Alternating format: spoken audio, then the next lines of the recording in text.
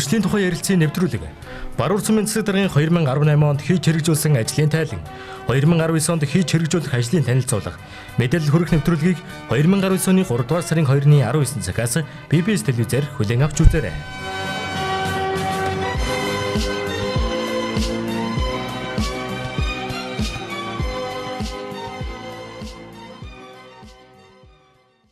Сайн байцгаана үзэгчдээ та бүхэндээ сайхан өдрийн мэндийг хүргэе. За Баруун-Урт сумын засаг дарга бөгөөд хотын захирагч М.Идэрбатын М.Идэрбат одоо жил бүр хийсэн ажлаа иргэдтэй тайлагнадаг уламжлалтай байгаа. За энэ жил бол одоо 7 дахь жилдээ 2018 онд хийж хэрэгжүүлсэн ажил 2019 онд хийхээр төлөвлөж буй ажлуудаа бас одоо иргэдтэй танилцуулахад бэлэн болсон байна. Тайлангийн хэлэлцүүлэг нэвтрүүлэг эхлэхэд бэлэн боллоо. За нэвтрүүлгийн урилгыг хүлээн авч хүрэлцэн ирсэн бас Баруун-Урт сумын иргэдийн төлөөллийн дашрам талархаж байгаа илэрхийлээ ингээд нэвтрүүлэг албан ёсоор эхэлж байна.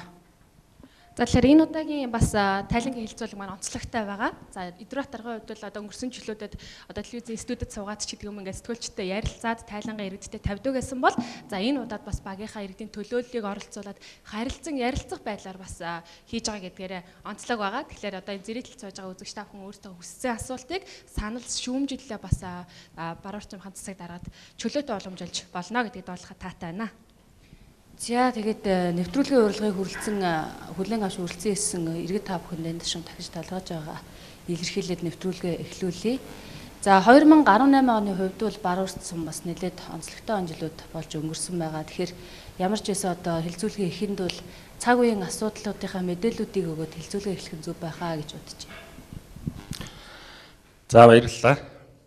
Нийт скваторчууд, баруун-уртчууд, за мөн энэ зааланд бол манай Баруун-Урт хотын 22 мянган иргэнээс салбараас бас төлөөлөл болсон иргэдээ урьж оролцуулсан байж байгаа. Тэгээд бид бүхний урилгыг бас хүлээн авч хүрэлцэн ирсэн та бүхэндээ талархж байгааг илэрхийлье.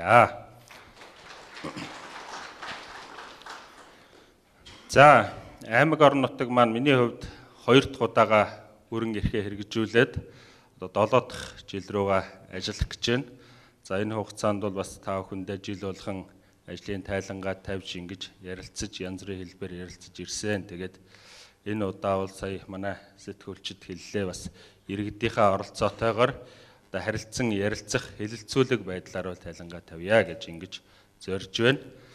За 16-7 онд бол аймаг орон нутгийн маань бас улс төрийн нөхцөл байдал жоохон эдрээтэй байсан учраас нөгөө хэлэхэд бол одоо тэрийг дагаад ажлын ирч хурч одоо аль талдаа бол одоо ийм жоохон саарах ийм хандлага байсан бол одоо 17-18 оноос бол бас тодорхой хэмжээгээр хоёр улс төрийн хүчин харилцан ойлголцож ингэж ажиллаж байгаа учраас одоо ажил маань харьцангуй ийм ойлголцож жигдрэх энэ тал руугаа орж байна.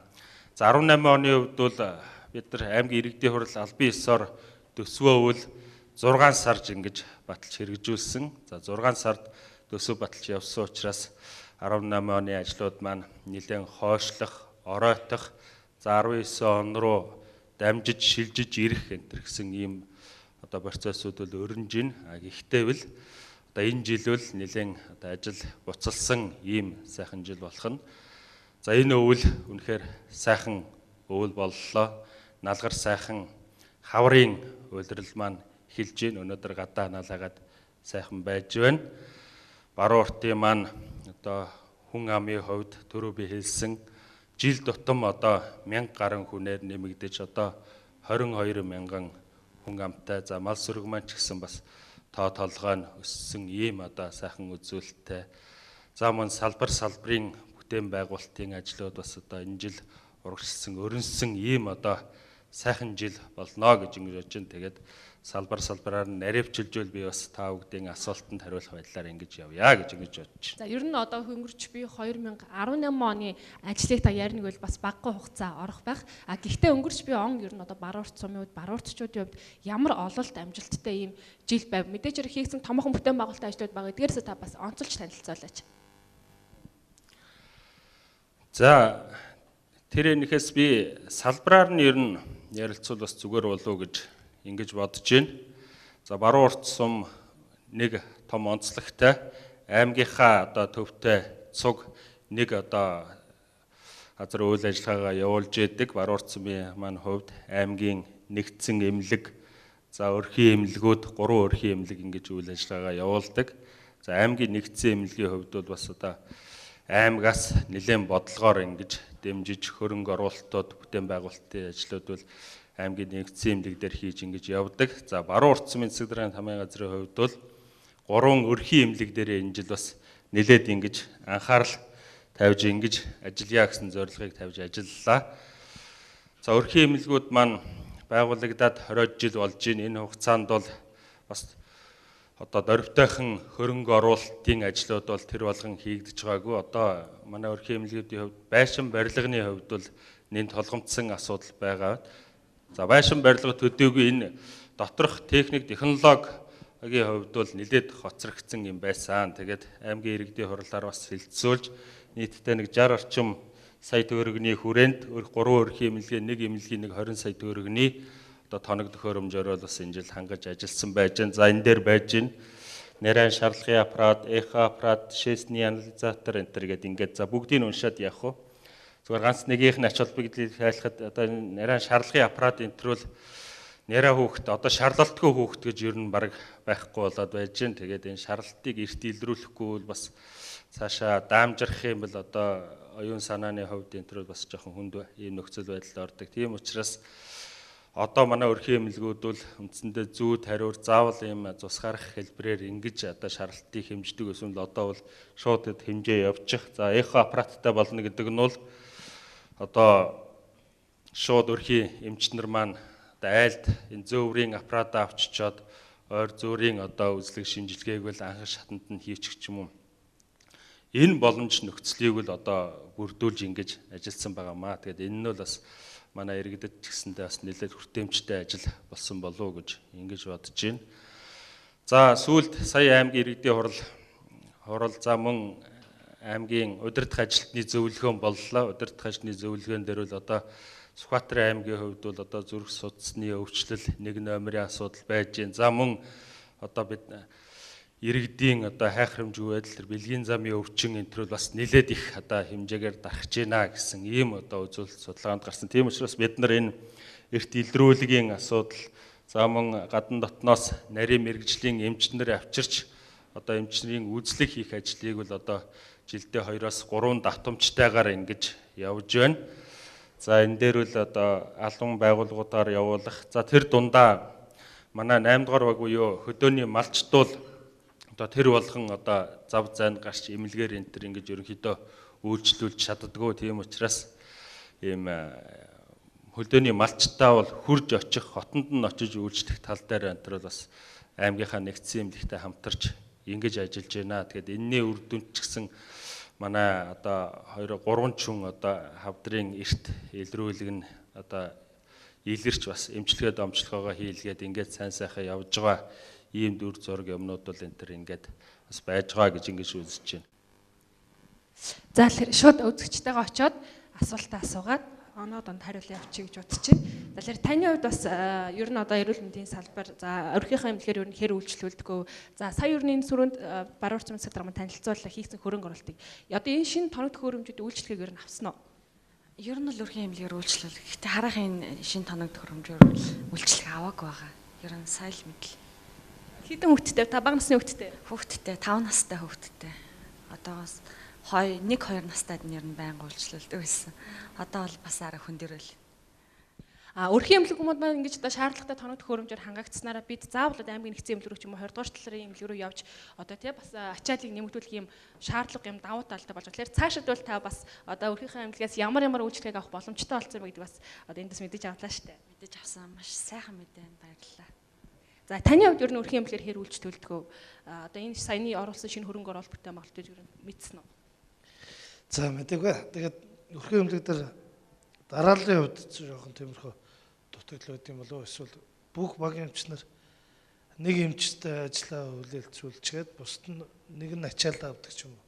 Тэгээд асуухаар төв эмнэлэг дээр ажилтдаг ч гэдэг юм. Над магадгүй тэр үеийн таарсан байж магадгүй. Тэр нь жоохон хүлээгдээд өөрөө би бас тэр үйлчлэгийн ажил хийдэг. Тэгээ надад бас давхар цаг давхар үеийнхээ хүлээлгдсэн тал байгаа. Би нэг 2 удаа л үйлчлүүлсэн энэ жил гараад. Хоёуланд нь яг тэгж удаан хүлээгээд цаг гарan хүлээгээд тэг ажиллаар ирэхэд бас ажил дээр бас цаг гарan олон хүмүүс байсан. Тэгэхээр энэнийг бас яаж шийдэх юм болоо гэдэг гарцын сайн мэдэхгүй л байна л да. За тэгэхээр түрүүнд хэллээ дарга. За өрхийн эмнэлгүүдэд маань нийтдээ 56 сая төгрөгийн хөрөнгө оруулалтын ажил хийгдсэн боловч за миний сая асуулт асуусан хоёр хүн хоёулаа мэддэг байна. Тэгэхээр энэ бас бид бүхэн бас мэдээлэл иргэдэд дутуу өгсөн болов гэж бас шүүмжлэлтэй хандж байна л да. За түрүүнд хэллээ өрхийн эмнэлгийн бас ачаалал яг үйлчлэгээнээр болохгүй байна гэж. Энэ дээр одоо ямар байдлаар яаж анхаарч ажиллах ёстой юм бэ? Энэ одоо сумын одоо мэдлийг харах биш болол гэж би хараад байна л да. Гэхдээ зохицуулалт гарц байгаа болоо. Өрхийн эмнэлэг дээр яг ийм одоо шүүмжлэлүүд над дээр ч гэсэн маш ирж байгаа. Ер нь бол одоо өрхийн эмнэлгийн үйлчлэгээ бас одоо удаан байна. Одоо болохгүй байна энэ гэдэг. За нэгдүгээрт бол одоо түрүү хэлсэн манай өрхийн эмнэлгүүд дээр бол тулгамдад байгаа асуудал нь өөрөө одоо байр савны хүртээмжийн асуудал юмнууд байж байгаа. Одоо ингээд би ч гэсэн одоо бага насны хүүхэдтэй өрхийн эмнэлэг дээр яваад очингууд нэг жоохон умаасан жоохон өрөөнтэй коридорт нь багталцахгүй ингээд байж байгаа. Тэгэхээр өрхийн эмнэлгүүдийн нэг номерын зохион байгуулалт бид нар энэ байр сав дэд үтцийн одооных нь асуудлыг томруулж өгөх. Ер нь миний ойлгодгоор бол өрхийн эмнэлгүүдийг энэ тэнд ийм одоо тарав байснаас нэгдсэн ийм одоо зохион байгуулалтанд орж ажиллавал яасан бэ? Нэг ийм том байр савнд. За тэгэхээр бид нар чинь эдийн засаг талаасаа ч гэсэн одоо ингээд нэг зүйлийг ингээд 3-4-өөр нь авч өгөх нь биш тэгэл нэг зүйл одоо нэг 10 эмчийн дунд нэг байх. За дараагийн шаардлагатай тоног төхөөрөмжүүдийг авч өгөх энэ гэсэн энэ асуудлууд байж байгаа. За өрхийн эмнэлгийн бас амч нарын идэвхийг бууруулдаг нэг зүйл байдаг. Одоо энэ бол бас шийдэхээс гарцаагүй зүйл байж байгаа. Өөрийнх нь одоо байгууллагын статус яг төрийн байгууллагч биш одоо хувийн хөвшилч биш одоо ингээд ямар статусаар явах вэ гэдэг нь бас жоохон ойлгомжгүй байгаа. Сая ихэд одоо өрхийн эмч нартайгаа би уулзж байхад засгийн газраас үндсэндээ цалинг 8-аас 16%-аар нэмлээ. Тэгэхэд манай өрхийн эмнэлгийн одоо эмч нарын нэмэгдэл үндсэндээ засгийн газрын тэр тогтоолд одоо хамрагдахгүй байж байгаа жишээтэй. Тийм учраас энэтэй холбогдуулаад эмч нар маань доктортой ажиллах энэ одоо хүсэл сонирхол бас одоо өрхийн эмнэлэг дээр таарахын байж байна. Ерөнхийдөө нэг шин залуу эмч нарыг эренгүүт нь резидентэд сурах бэлтгэл ажил маягтай байдлаар өрхийн эмнэлгүүд өөрөө явж байгаа нь бол бас одоо ийм хүндрэлтэй. Тийм учраас өрхийн эмнэлгийг доктортой эмч нарыг доктортой ажилуулах одоо тал дээр нийгмийн дэмжлэг туслалцаа мөн одоо ажиллах орчин нөхцөлийг бүрдүүлж өгөх тал дээр бол одоо бас бодлогоор цаашаа нэлээд анхаарна. Бид нар одоо сүүнд боловсрол, сургууль цэцэрлэгүүдийг бол одоо нэлээд их анхаарч шүү дээ. Энэ жил ихэд л одоо сургууль цэцэрлэгүүд нэг сургууль нэг одоо цэцэрлэг Баруун-Урт дээр нэмэгдэж байхад жил бол утам засвар үйлчлэж яхад үндсэндээ өрхийн эмнэлгүүд бол хаягдсан. Тэгэхээр одоо 19 оны төсөв дээр л миний одоо нэг номерын төлөвлөж байгаа юм бол саяын энэ одоо ажиллах боломж материалыг баазын хувьд бол одоо нэлээд анхаарч өгнө гэсэн ийм зүгээр төлөвлөгөөтэй явж байна. За баярлалаа. Тэгэхээр Баруун-Урт сумын 3 өрхийн эрүүлэндийн төв дээр бол 50 гаруй сая төгрөгийн хөрөнгө оруулалт хийгдэж тоног төхөөрөмжүүд нэмэгдсэн. Мэдээж одоо аймгийн нэгдсэн эмнэлгийн ачаалал бол бас багасаж манай иргэд одоо өрхийн эрүүлэндийн төвөөсөө бол одоо эрүүл мэндийн үйлчлэгийг авах бүрэн боломж нь бүрдсэн байгаа нь бол харагдаж байна. Цаашдаа бас одоо очир дарааллыг багасгахтаар тал дээр бол бас сумын удирдлагууд холбогдох арга хэмжээнүүдээ авч хэрэгжүүлэх юм байна. За та сая бас ярианд хэллээ боловсролын салбарын тухайд бол бас нэлээд анхаарч ажиллаж байгаа гэж. За 2018 оны тухайд одоо яг цэцэрлэг сургуулийн тухайд ямарг онцлогтой. За мөн одоо Баруун-Урт сумын хүүхдүүд маань ер нь ямар олд амжилтыг үзүүлсэн гэмжил байсан бэ? За боловсролын салбарыг бол аймаг орнотгоос тэр манайхаас ч тэр нэлээд бас одоо анхаарал тавьж ингэж явж ирж байгаа. За яг одоогийн байдлаар ерөнхий боловсролын сургуулийн хүүхдийн хамрагдалт бол нэг 98.9 буюу бараг 99%-тэй одоо ерөнхий боловсролд хамрагдж байна. За СӨБ буюу сургуулийн өмнөх боловсрол бол 90%-тэй хүүхдүүдэд ингэж хамруулж байна. Тийм учраас одоо ерөнхий боловсролын хувьд бол яг өнөөгийн түвшиндээ одоо харьцангуй бас гайгүй байж байна. Гэхдээ түрүү би хэлсэн Баруун-Урт руу маань жил тутам одоо 1000 гаруй хүмүүс нэмэгдэж ирж байна. 1000 гаруй хүмүүс нэмэгдэж ирж. Энэ жил ихэд нийтдээ 1200 хүн Баруун-Уртын иргэн шинээр байсан. Тэр хэмжээгээрээ одоо бас сургууль цэцэрлэгийн энэ нөгөө механик өсөлт маш их байгаа учраас тэр хэмжээгээр сургууль цэцэрлэгийн хэрэгцээвэл одоо дахиад маш их шаардлагатай болж байна. Тийм учраас засгийн газраас хөрөнгө нь батлагдсан байж байгаа. Энэ жил одоо Баруун-Уртад 960 хүүхдийн одоо сургуулийн барилгын ажил бол ер нь дуусгах гэсэн нодлон шавын тавиад суурин зутгсан энэ жил бол одоо дуусгана гэсэн ийм төлөвлөгөөтэй. Тэгээд ерөнхий боловсролын хувьд энэ одоо сургууль маань ашиглалтанд орчих юм бол эргээд энэ хоёр ээлжээрээ ингээд хэвээ яваад байх. Хэрвээ сургууль ашиглалтанд орохгүй бол ер нь заа нэг 2 жилийн дараанаас сургуулиуд баг 3 ээлж рүү орох ийм одоо хүндрэлтэй нөхцөл байдал юмнууд үүсэж байгаа. За сургуулийн өмнөх боловсрол буюу СӨБ гэж бид өхөн ярьдаг. За СӨБ-ийн хувьд бол 90% анх намайг 6-7 жилийн өмнө ажил авч байхад бол 9 сарын 1 дөхөөд ирэнгүүт миний одоо өрөөний өөдөнд бол одоо хүүхдүүдээ одоо дагуулсан эмээ өвөөнөр бусад хүмүүс ерөөсө сургууль цэцэрлэгт хамрагдаж чадахгүй байна. Тэр багш энэ багш тэлээд өгөөч гэсэн одоо хүмүүс бол маш их байдаг. Сүүлийн би нэг 3-4 жил бол үндсэндээ тийм үнэтэй таарсангүй гэдэг нь бол ирсэнгүй гэдэг нь бол одоо СӨБ-ийн хамрагдалт бол бас одоо харьцангуй боломжийн болсон байна. Тэгээд мөн энэ жил бас одоо нэг одоо юу цэцэрлэг нэмж одоо баригдахаар ийм нөхцөл байдалтай байж байна. За одоо бидний одоо барилга байшин энэ талаас нь анзаарч харах юм бол одоо хуучин баригдсан цэцэрлэгүүд маань шаардлага хангахгүй, ашиглалт байхгүй. Нэн төрөнд одоо 2 цэцэрлэгийн асуудал бол мэргэжлийн хяналтын дүгнэлт гарчихсан. Одоо ер нь дотор нь хүүхэд хүмүүжих хүн байх боломжгүй гэсэн дүгнэлт гардсан. 1-р цэцэрлэг, 7-р цэцэрлэгийн хувьд бол ийм хүндрэлтэй нөхцөл байдалд орчихсон байж байна. За энэ хүрээнд нь бол бид нар дараагийн юм шин цэцэрлэхээс энэ сургууль цэцэрлэгийнхаа барилгын асуудлыг шинжлэх энэ тал руу нь бол бас одоо нэлээд төлхөө анхаарах шаардлагатай болжээ гэж ингэж үзэж байна. За мөн зөвхөн барилга байшингаас гадна одоо хүүхдүүдийнхаа бас одоо боловсрал мэдлэгт одоо анхаарах тал дээр нь анхаарч байна. За жишээ нь хэд өнгөрсөн жил бид нар бол манай Баруун-Урт дээр ч одоо хөгжлийн бэрхшээлтэй одоо бүр ийм одоо саажилттай хүүхдүүд энэ төр одоо 20 гаруй хүүхэд гэрээрээ ингэж байдаг. Тэгээ тэр одоо саажилттай хүүхдүүдийг үндсэндээ ээж авууд нь байнгын асаргаа хамгаалтанда байдаг. Ээж авууд нь одоо гадуур гарч ажил хийх энэ төр боломжгүй байсан бол энэ 11-р цэцэрлэгт бол бүр тусдаа саажилттай одоо тийм хөгжлийн бэрхшээлтэй хүүхдүүдийн анги нээгээд тэрний тоног төхөөрөмжийг гэхэд гаднаас одоо 20 сая төгрөгийн одоо өртөгтэй ийм тоног төхөөрөмж зориултын тэрэгэнцэр одоо бүх тоног төхөөрөмж юмнуудыг бас одоо нийлүүлснээр бол тэр одоо ангид ихэд одоо энэ 20 чад хүүхэд явна тэр хэмжээгээр одоо эцэг эхчүүд энэ төр ажиллаа хийх одоо ийм одоо ажил амьдрал ахыгаа дээшлүүлэх энэ боломжуудыг энэ төр ингэж гаргаж өгж байна. За тэгээд хүүхдүүдийнхаа дунд урамшуулсан тэмцээн уралдаан нэг явуулах гадаад төшөө явахад нь дэмжлэг үзүүлэх чиглэлийн энэ одоо дэмжлэгүүд бол маш их явж байгаа. Тэгэхээр энэ болгоныг бол нэг үржилтэн тооцоод байвал бас цаг нэлээд барах байх гэж ингэж бодож байна тий. За Баруун-Уртын хэмжээнд СΟБ-ийн хамрагдалт бол одоо 2018 оны байдлаар 90.8%-тэй гэсэн ийм тоо харагдаж байна. Тэгэхээр одоо яг зааланд ирсэн хүмүүс маань цэцэрлэгийн насны хүүхдүүд байгаа юу? Энэ бодит тоо яг амьдрал дээр хэрэгжиж чадж байгаа юу гэдэг дээр бас иргэдийнхаа саналыг сонсъё гэж бодож байна л доо.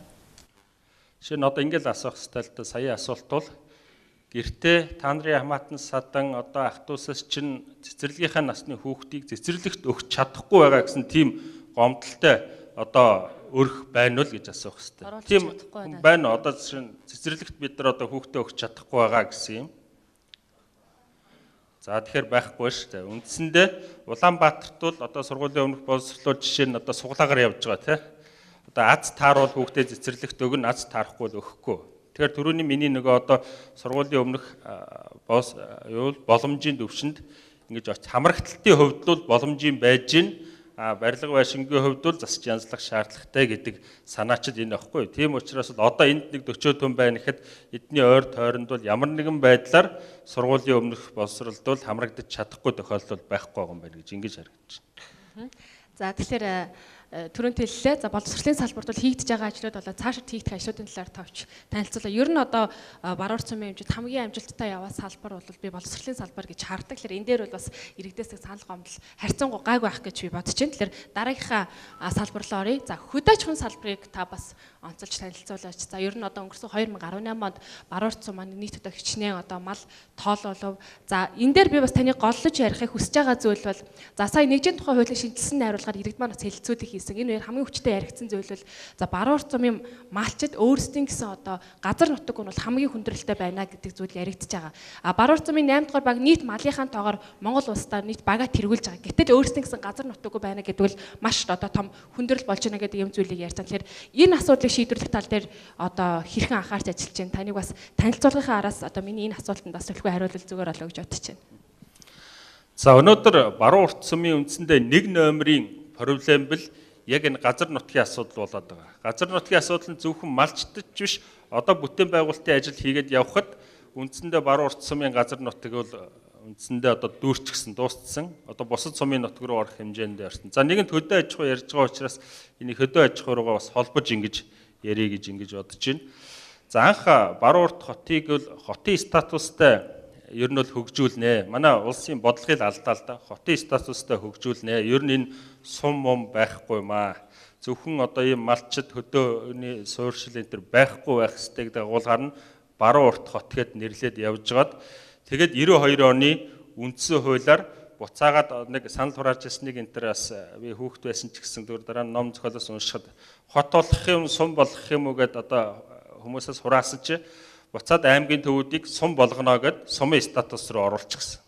За сумын статус руу буцаад оруулахдаа зөвхөн нэршлийн хувьд нь л одоо сум болгоцсон уу гэхээс буцаагаад нэг газар нутаг юмных нь асуудлыг шийдэж өгөөгүй ингээд өнгөцхөн эргээд ингээд хайчихсан юм байна. Тэгээ эргээд сумын статустай болонгууд чи бусад статусын хувьд яг бусад сумттай адилхан нөгөө хөдөөний малчид одоо юмнууд энэ төр ингээд эхнээсээ сууршаад ингээд ирчихсэн. Одоогийн байдлаар ихэвчлэн одоо хөдөө аж ахуйн төр малчдын юг харуулж та. Манай малын тоо толгой өнгөрсөн онд одоо 410 мянган толгой малтай байсан бол за энэ жилийн хувьд бол харин малын тоо толгой нэг одоо 386 мянган толгой малтай болж ер нь буурсан. За буурсан бол одоо үндсэн 2-3 шалтгаан байгаа гэж би ойлгодог. Нэгдүгээрт нь бол энэ өвөл одоо нилээд чанга өвөл болсон мал нилээд их хэмжээгээр хорогдсон. Бид нар одоо зөвхөн одоо сэгзэм дарж болж устгахад л одоо 8 баг бид нар чи бүгдийг устгах чадахгүй байгаа шүү дээ. Овоорсон энэ хэсгийг устгахад л одоо 9000 орчим сэгзэм зөвхөн одоо манай тамгын газрынхан явж ингэж устгасан байж байгаа. За дээр нь мөн одоо хүнд өвөл олсон учраас иргэдүүл бас одоо малаа эдийн засгийн эргэлтэнд бас одоо нэлээд их хэмжээгээр оруулснаас болоод ингээд малын тодорхой хэмжээгээр буурсан. За одоо энэс тэгвэл яаж гарах вэ? Гарах гарц юу байна вэ гэхээр энэ гарах гарц нь одоо үндсэн тэр бусад хууль зааснаар бол нэлээд их яривхтэй юм гарцтай. За нэгдүгээрх процесс нь бол бид нар одоо Сүхбаатар сумаас газар авъя гэх юм Сүхбаатар суман дээр очиод одоо багийн иргэдийн нийтийн уурлаар нь хилцүүлээд багийн иргэдээс нь газар нутгаа өгье гэд одоо бүгднгээр нь гарын үсгийн зуруулах хэрэгтэй. Дараа нь иргэдийн төлөөчдийн хурлаар нь орж зөвшөөрөл авах. За тэгээд аймгийн иргэдийн хурлаар оруулаад бүр эцсийн шийдвэрийг л их хурл дээр гаргадаг ийм одоо хуулийн зохицуулалттай. Тэгэнгүүт ерөөсө гацж байгаа юм нь Сүхбаатар сум. Сүхбаатар сумынхан малчд иргэд нь л одоо газар нутгаа өгье гэж хизээч одоо зурхгүй нь одоо ойлгомжтой бид нар ярьж үтсэн. Бас ярилцж ирсэн. Энэ дээр бол нөхдүүд бол дурсахыг ч ингэж хүсэхгүй байж. Жишээ нь хэд манай хаяанд одоо газар нутгаас дастаж өгнө гэх юм л цайрт минерал гэхэд одоо хамгийн түрүүнд Баруун-Уртын мэдэлд орж ирэх нь ийм зохицуулалттай байж байгаа. Тэгэнгүүт Сүхбаатар сум цайрт минералаас нөгөө татврын орлогууд гээд жилд хэдэн зуун сая төгрөгийг сумынхаа төсөвт авж яадаг.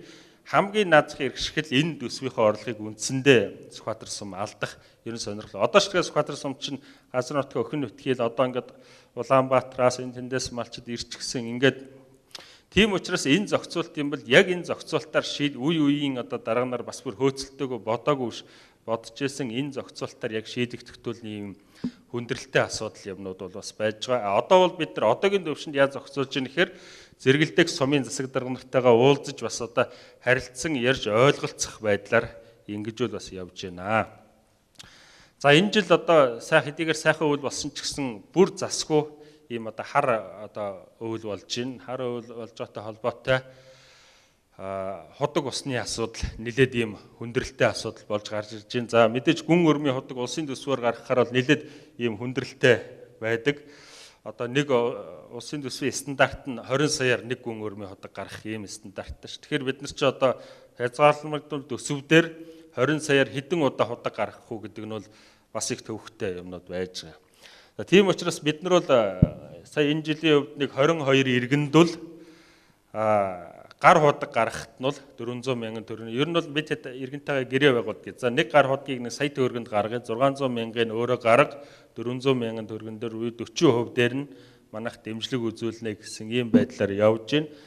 За ингээд нэг 22 ямар ч гэсэн гар ходог гарсан. За энэ жилийн төсөв дээр бол гүн өрмийн ходог Баруун-Урт нэг 3 гүн өрмийн ходог нэмж гаргана гэж төсөв дээр суулгасан. За мөн гар ходгаа бол дахиад нэг энэ хэмжээний одоо мөнгө суулгаж тавьсан байж байгаа учраас энэ хэмжээний гар ходог нэмэгдэж гарах байхаа гэсэн ийм дүр зураг ер нь л явж байна.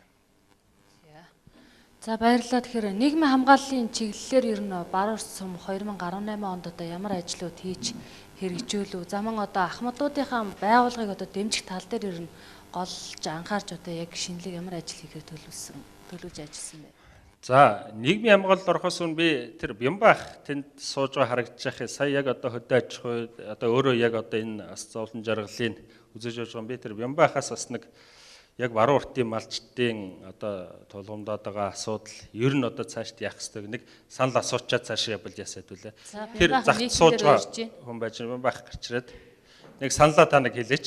За энэ танхимд хүрэлцэн ирсэн энэ ярилцлаганд орж байгаа нийт хүмүүсийнхээ энэ өдрийн амар амгалан айлтгая. Би 8 дугааргийн малчин ямар ч үгдэг юм байгаа 8 дугаар иргэдийн төлөөлөгчдийн багийн иргэдийн төлөөлөгчдийн хурлын бас тэргүүлэгчээр явдаг. Тэгэхээр малчдын төлөө санаа их зовж явдаг хүн байгаа нэг. Манай Баруун-Урт сумын засаг захиргаа бол одоо малчтайгаа их ойр дотн ажилладаг. Багийн дарга Баруун-Урт сумын засаг дарга хоёрын уялдаа бол их уялдаатай. Нодон 100 гэхэд л одоо бүх малчтай тойроод одоо эмнэлэг бүх олон газрын улстай явж үзлэг бүхэл одоо хулгай малын хулгай энэ талаар одоо ярилцлага хийж уулзаж бие харааг нь үзүүлж энээс болж одоо тэр дуугдмал байсан өвчин илэрч 3-4 хүн гарч ирснээс одоо эмчилүүлээ сайн биеийн сайжирч байгаа иймэрхүү асуудлууд байна. Баруун-Урт сумын хувьд бол одоо малчтын төлөв байнгын анхаарал тавьж идэг. Ийм учраас малчт нь одоо нутаг дэвсгэргүй байдаг. Тийм учраас сумдуудын нутаг дээр байдаг ийм сумын нутаг дээр байгаа малчтыг сумынхан одоо ад үзэх одоо хөөх туух ийм асуудлууд гарч ил байдаг. Энэ бол одоо олон жил дараалан явагдаж ирсэн гэдэг. Тэгсэн мөртлөө гадны аймгийн олон малчид оруулж ирчээд нутаг дэвсгэрдээ далхтуулчаад өөрийнхөө аймгийн сумын малчдыг одоо ад үзэх жишээ нь ийм явагдаад байдгийг. Энэ юунаас болсон гэхээр одоо энэ ардын нам гарч ирснээс хойш энэ анхны иргэдийн нийтийн хурал дээр сумын засаг дарга нарт нутаг дэвсгэрийн одоо мэдүүлсэнд энэ үл би одоо хамгийн их ноцтой буруу ярилцах аргагүй юм болсон юм болов уу гэж боддог.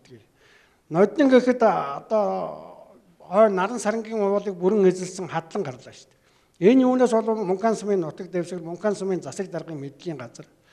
Нэг гэрийн 3-4 хүний мэдэл дээр одоо газар авчгаад тэрүүнийхээ гадны хадланд худалдсан байсан. Тийм учраас тэн дээр ашиг орлого олсон улсууд бол тэгээд орлоготой болоод өнгөрнө аймаг орны малчтууд отор нүүдлийг явах газаргүй болчдөг. Айлын өвлжийг хаваржааг хатчихад одоо манай нутгаа урд өмнө тэнд 40 жил нутгасан суурьсан малчид байдаг. Тэгсэн мөртлөө тэр үед нь одоо хөө тугаагүй мөртлөө гинт одоо гадны улсууд оруулж ирээд хөөсөн туусан ийм асуудал гарч ирж байсан. Энэ жилийн хувьд бол хадлан гэх зохион байгуулалттай манай аймаг орон сум орон одоо гаргасан. Тэгээд энэ хадлагын асуудал энэ зэгцтэй болоод энэ өвлөн сайхан боллоо. Ганцхан малчдын хувьд хүндрэлтэй юм худаг усны асуудал байлаа. Цаашдаа энэ худаг усаар хангаж өгөхийг бол бас Баруун-Урт сум аймгийн засаг даргын хамгаан газар бас бодох хэрэгтэй юм байна. Аймаг оронд бол одоо толгуу их санаа зовж өгдөг малчин хүний хувьд ч аймгийн иргэдийн Баруун-Урт сумын иргэд 8 дугааргийн иргэдийн төлөөлөгчдийн хурлын төлөөлөгчийн хувьд ч бас санаа зовж өгдөг юм байдгийг. Аймаг тойрцсон энэ мал одоо аймаг дотроо байгаа мал аймаг тойрсон одоо цэцэрлэг түрээлэн байгуулсан энэ их юмыг гохироож байгаа юм бол мал. Одоо та нар эргэн тойрон ногоон гашны гадна талаар тарьсан мод сөг одоо жил болгон аршилт ордоод ямар сайхан болох байсан. Одоо бол хуглаад идээд мөлжөөд дуусч байна шүү дээ. Энэ малыг жоохон аймаг орныхоо малыг зохицуулахгүйгээр баруун сумын ажил явахгүй нь бол тодорхой. Баруун сумын иргэд өөрснөө ухамсартай байж иж багийн иргэд ухамсарч байгаа асуудлыг ярих хэрэгтэй. Аймаг орносоо жоохон зайтай гаргачаад одоо малыг нааш нь ойртуулахгүй байвал энэ аймаг орны чинь хөгжил сум орныхаа ард иргэдээс шалтгаална. Сум орны иргэд соёлтой ажилсаг байвал аймаг орны ажил сайн байна л гэж би боддгийг. Тэгэхээр сумын засаг даргын тамиран газар бол одоо ярьж ил байна, байнгын хэлж байна. Малчтайгаа одоо жоохон гадагшлуулах тал юм бол байнгын ярьдаг байх. Өнөө өвлийн хувьд бол би зүгээр багцаагаар бодоход энэ аймгийн хэмжээнд аймгийн дотор бол 100 гаруй бод мал байна гэж үзэж байна. Дөрвөлжийн орой дээр баг дөрвөлжийн орой дээр гараад ингээд харахад одоо зүгээр мал бэлчцэл аймаг байна шүү дээ. Гинтийн одоо халдварт өвчин гарвал энийг одоо яах юм?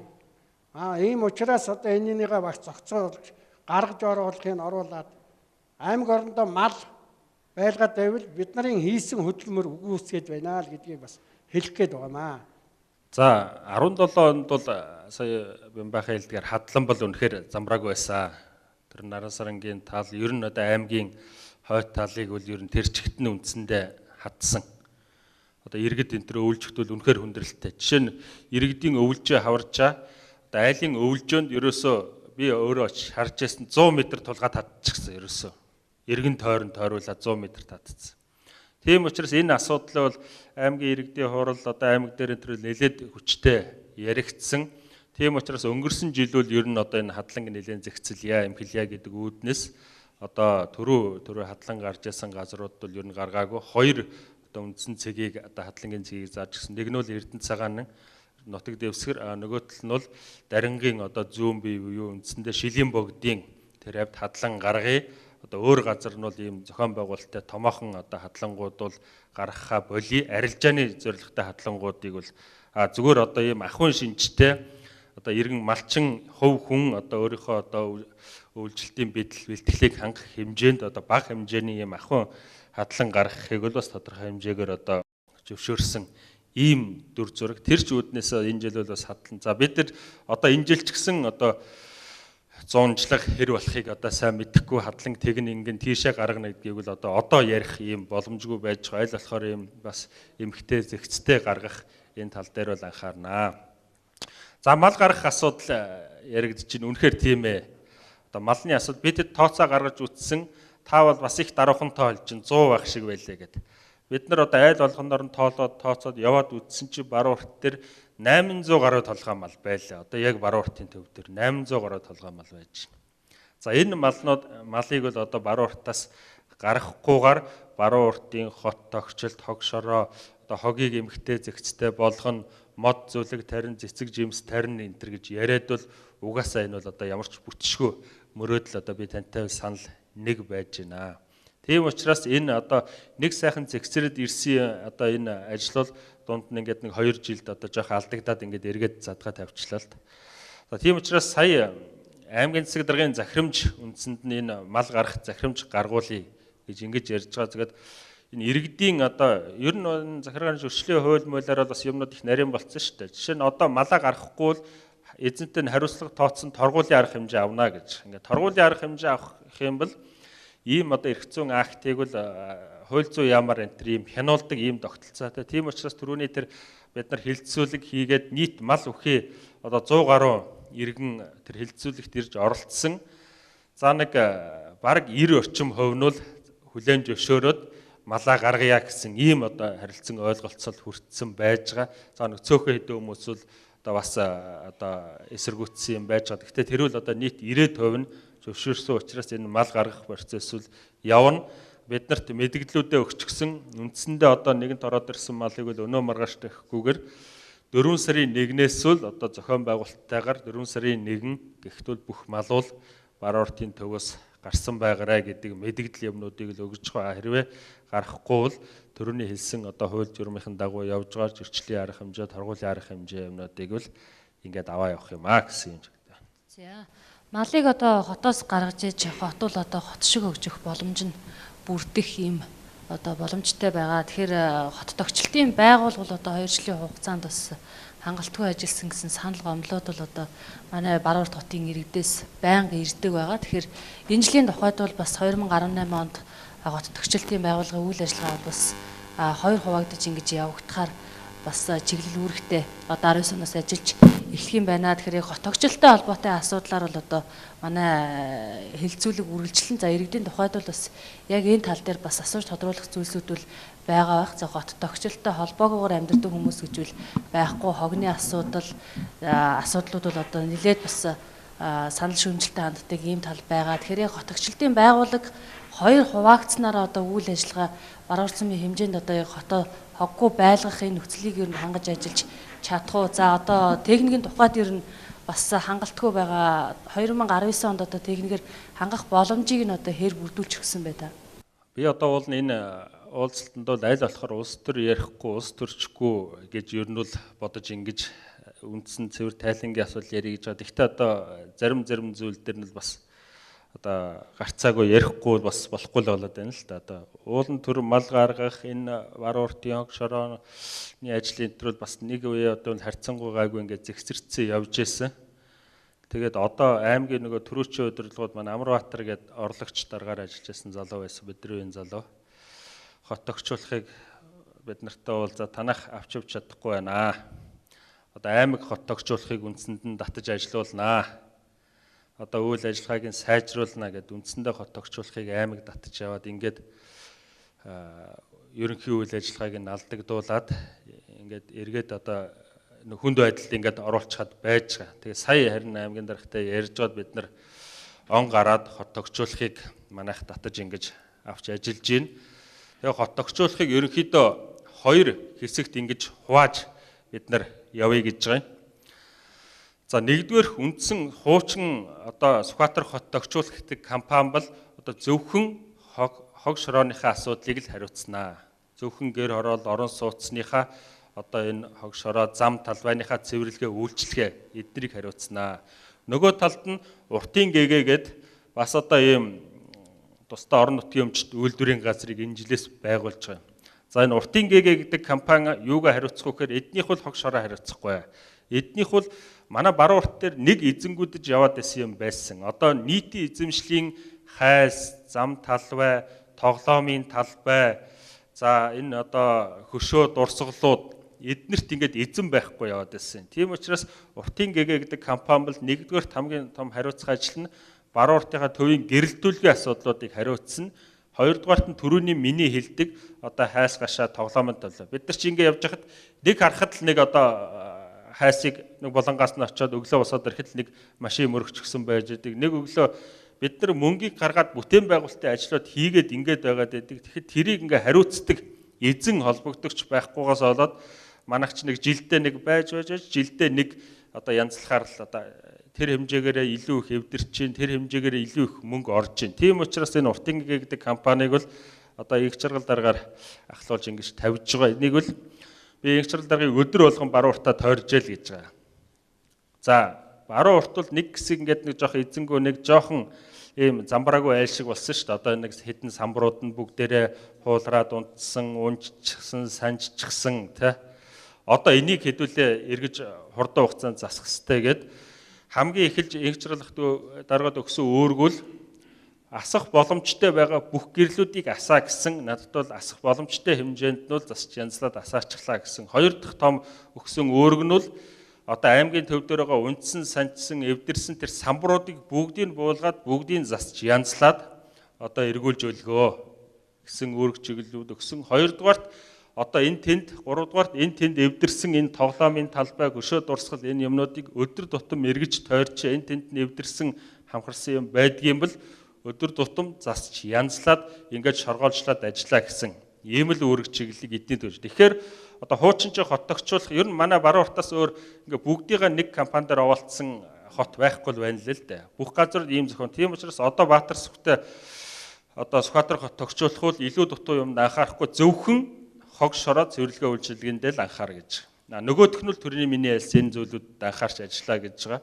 За мөн энэ их чаргалын уртын гэгээвэл та нарт тавьдсан байж байгаа тэр нэг орцны гэрэл гэгээ одоо орцны хаалга үүд эвдрэх барих манайх чинь нэг сөөх гэж нэг явдггүй байгууллага байж байгаа ш. Урд нэг байгуулад олигтой явж чадаагүй. Тийм учраас энэ сөөхийн одоо бас энэ хаалга үүд эвдрэх энэ орцны гэрэл гэгээ асахгүй болох барих энийгээ харж хандж явах энэ төр гэсэн энэ чиглэлийн ажлуудыг бол мөн бас одоо уртын гээгээрөө шилжүүлж ингэж одоо ажиллаж байгаа маа. Тийм учраас энэ хоёрын хоорондын одоо ажлын уялдаа бол нийтдээ энэ жилийн хувьд бас манай нэг жигдрүүлсэн ажил бол бүх энэ орцнуудыг л үндсэндээ гэрэлтүүлэхтэй одоо бүгдээрээ дороо одоо өөрийн гэсэн тоолууртай бүх юмнууд нь тусдаа тоолууртай зайл болгоныхоо одоо тогны мөнгөн дээрээс нэг 1000 төгрөг нэмж хураагаад за энэ одоо мөнгөө бол үндсэнд нь түрүү ярьдаг нэг уртын гээгээрөө шилжүүлж байгаа. Уртын гэгээвэл энэ орцнуудын засвар үйлчлэгээ гэрэл гэгээ одоо бусад юмыг бол тэр мөнгөөр мөн одоо энэ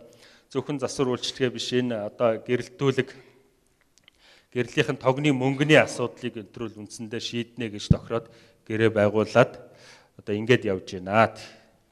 За мэдээж нийгмийн хамгааллын асуудал бол Монгол Улсын засгийн газар тэр аймагч тэр сумдынч тэр бас нэлээд их одоо цаг заваа зарцуулж ингэж хөрөнгө хүч гаргаж ингэж одоо ажиллаж идэг ийм салбар л та. Ер нь бол ялангуяа манай ахмадуудын асуудал, хүүхэд залуучуудын асуудал энэ төр гээд ингээд энэ чиглэлийн хөрөнгө оруулалтууд ч гэсэн манай дээр бол одоо нэлээд их одоо хийгдээд ингээд явж идэг. Зүгээр эндээс хэсэгчлээд оруулсан байна. Энэ жилд бол нийтдээ нэг 17 өрхөд одоо гэр олгосон байж байна. Баруун-Урт одоо 6000 гаруй өрхтэй. Тэр 6000 өрхөөс бол нийт 717 өрхөл одоо хүнсний эрхийн бичиг гээд үндсэндээ амжиргааны баталгаажигч үсэнгээс доогуур орлоготой юм 700 гаруй өрхөл одоо ямар нэгэн байдлаар хүнсний эрхийн бичгээр хүнс тажийлын дэмжлэг авч ингэж амьдарч байна гэсэн үг байж байна.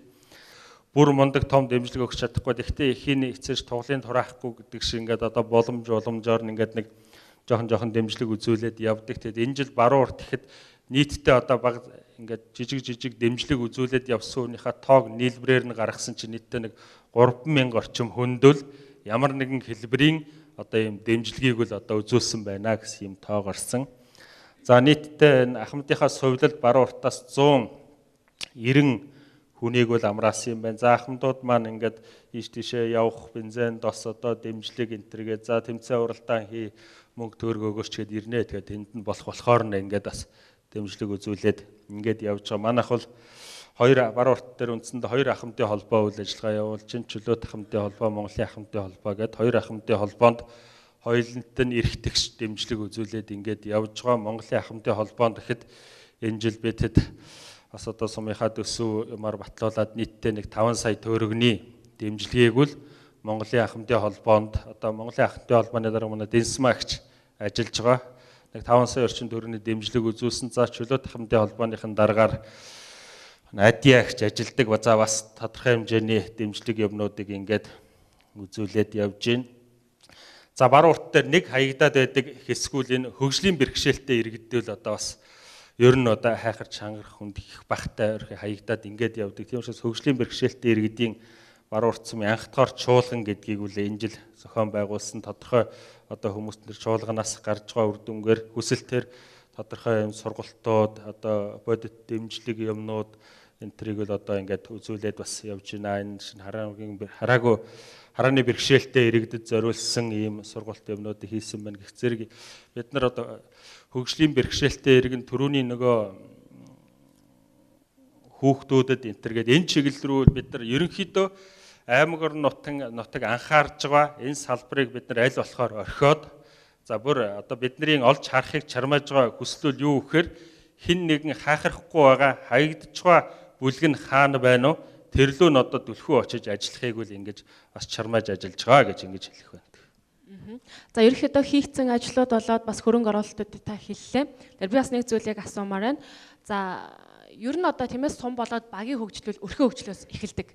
Тэгэхээр Баруун-Урт сумын хувьд одоо өнгөрсөн 2018 онд жижиг дунд үйлдвэрлэлийг дэмжих чиглэлээр өрхөө үйлдвэрлэлийг дэмжих чиглэлээр хичнээн хүнд зээл тусламж олгосон юм бол за энэ буцаад энэ зээлийн одоо тийм үү төслийн хэрэгжилт үр дүн ер нь хэр байгаа болоо. За манай суман дээр сум хөгжүүлэх сан гэдэг одоо нэг сан байж байгаа. Манай Баруун-Уртын нэг одоо тулгамдсан Баруун-Уртын ч биш дээ. Ер нь Монгол даяар нэг тулгамдсан асуудал бол энэ ажлын байрны асуудал байж байгаа. Одоо над дээр орж ирж байгаа 3 хүн дутмын нэг нь одоо ажилд оруулж өгөөч, ажлын одоо байр байна уу гэсэн ийм хүсэлттэй л орж ирж байгаа л. Тэгэхээр өөрөө төрийн байгууллагууд нь хязгаарлагдмал байж ин бүх хүнийг төрийн байгууллага руу оруулах ийм боломж нөхцөл байхгүй. Яг боломжоор бид нар одоо бас дэмжиж туслаад ингэж явж байгаа. Гэхдээ хүн болгоныг тийм боломж байхгүй. Миний зөвөр санал болгодог юм бол бид нар цом хөгжүүлэх сангад нэг айхтар их мөнгө байдгуумаа. Тэр нь бас хэр баргийн ийм мөнгө байж гин.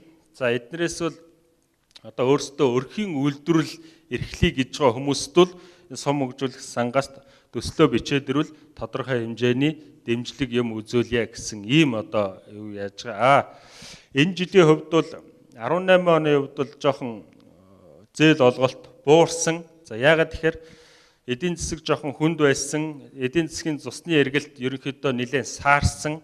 Тэрнтэй холбогдуулаад зээлийн эргэн төлөлт байхгүй нэлээд бас буураад ирсэн, багасж ирсэн. Тийм учраас нэгэнт гаргасан зээлүүд маань эргэн төлөлт нь одоо буурж байгаа учраас бид нар нэмж зээлүүд гаргахыг бол бас тодорхой хэмжээгээр хязгаарласан байж байгаа. За одоо бол харин энэ 18 19 оны хувьд бол одоо тодорхой хэмжээгээр түрүүнд би хэллээ. Нэг аймгийн нөгөө эдийн засгийн цусны эрэлт саарж байгаа ч ирж ерөөсөө нэг л аймаг дээр нөгөө бүтээн байгуулалт хийдэг энэ ажлууд маань саарад ирэнгүүд тэрийг дагсан ажлын байрнууд үндсэндээ ерөнхийдөө байхгүй болоод ирэнгүүд эдийн засгийн эргэлт чи ингээд дагаа саарад ирж штэ. За энэ жилээс бол тодорхой хэмжээний одоо төсөв мөнгө хугацаанд батлагдсан. Одоо хэд аймаг дээр эхний тендерүүд зарлагдсан. Манай дээр ч гэсэн ингээд энэ 3 сард нь бүх тендерүүдэд зарлая гэж байгаа. 3 сард тендер зарлахаар 4-5 сараас ингээд ажлууд зэрэг бужигнаад ирвэл энийг дагсан ажлын байр хүмүүсийн хөдөлгөөч гисэн ихсээд ирэх юм бол бид нар тодорхой хэмжээний одоо сумгжуулах сан дээр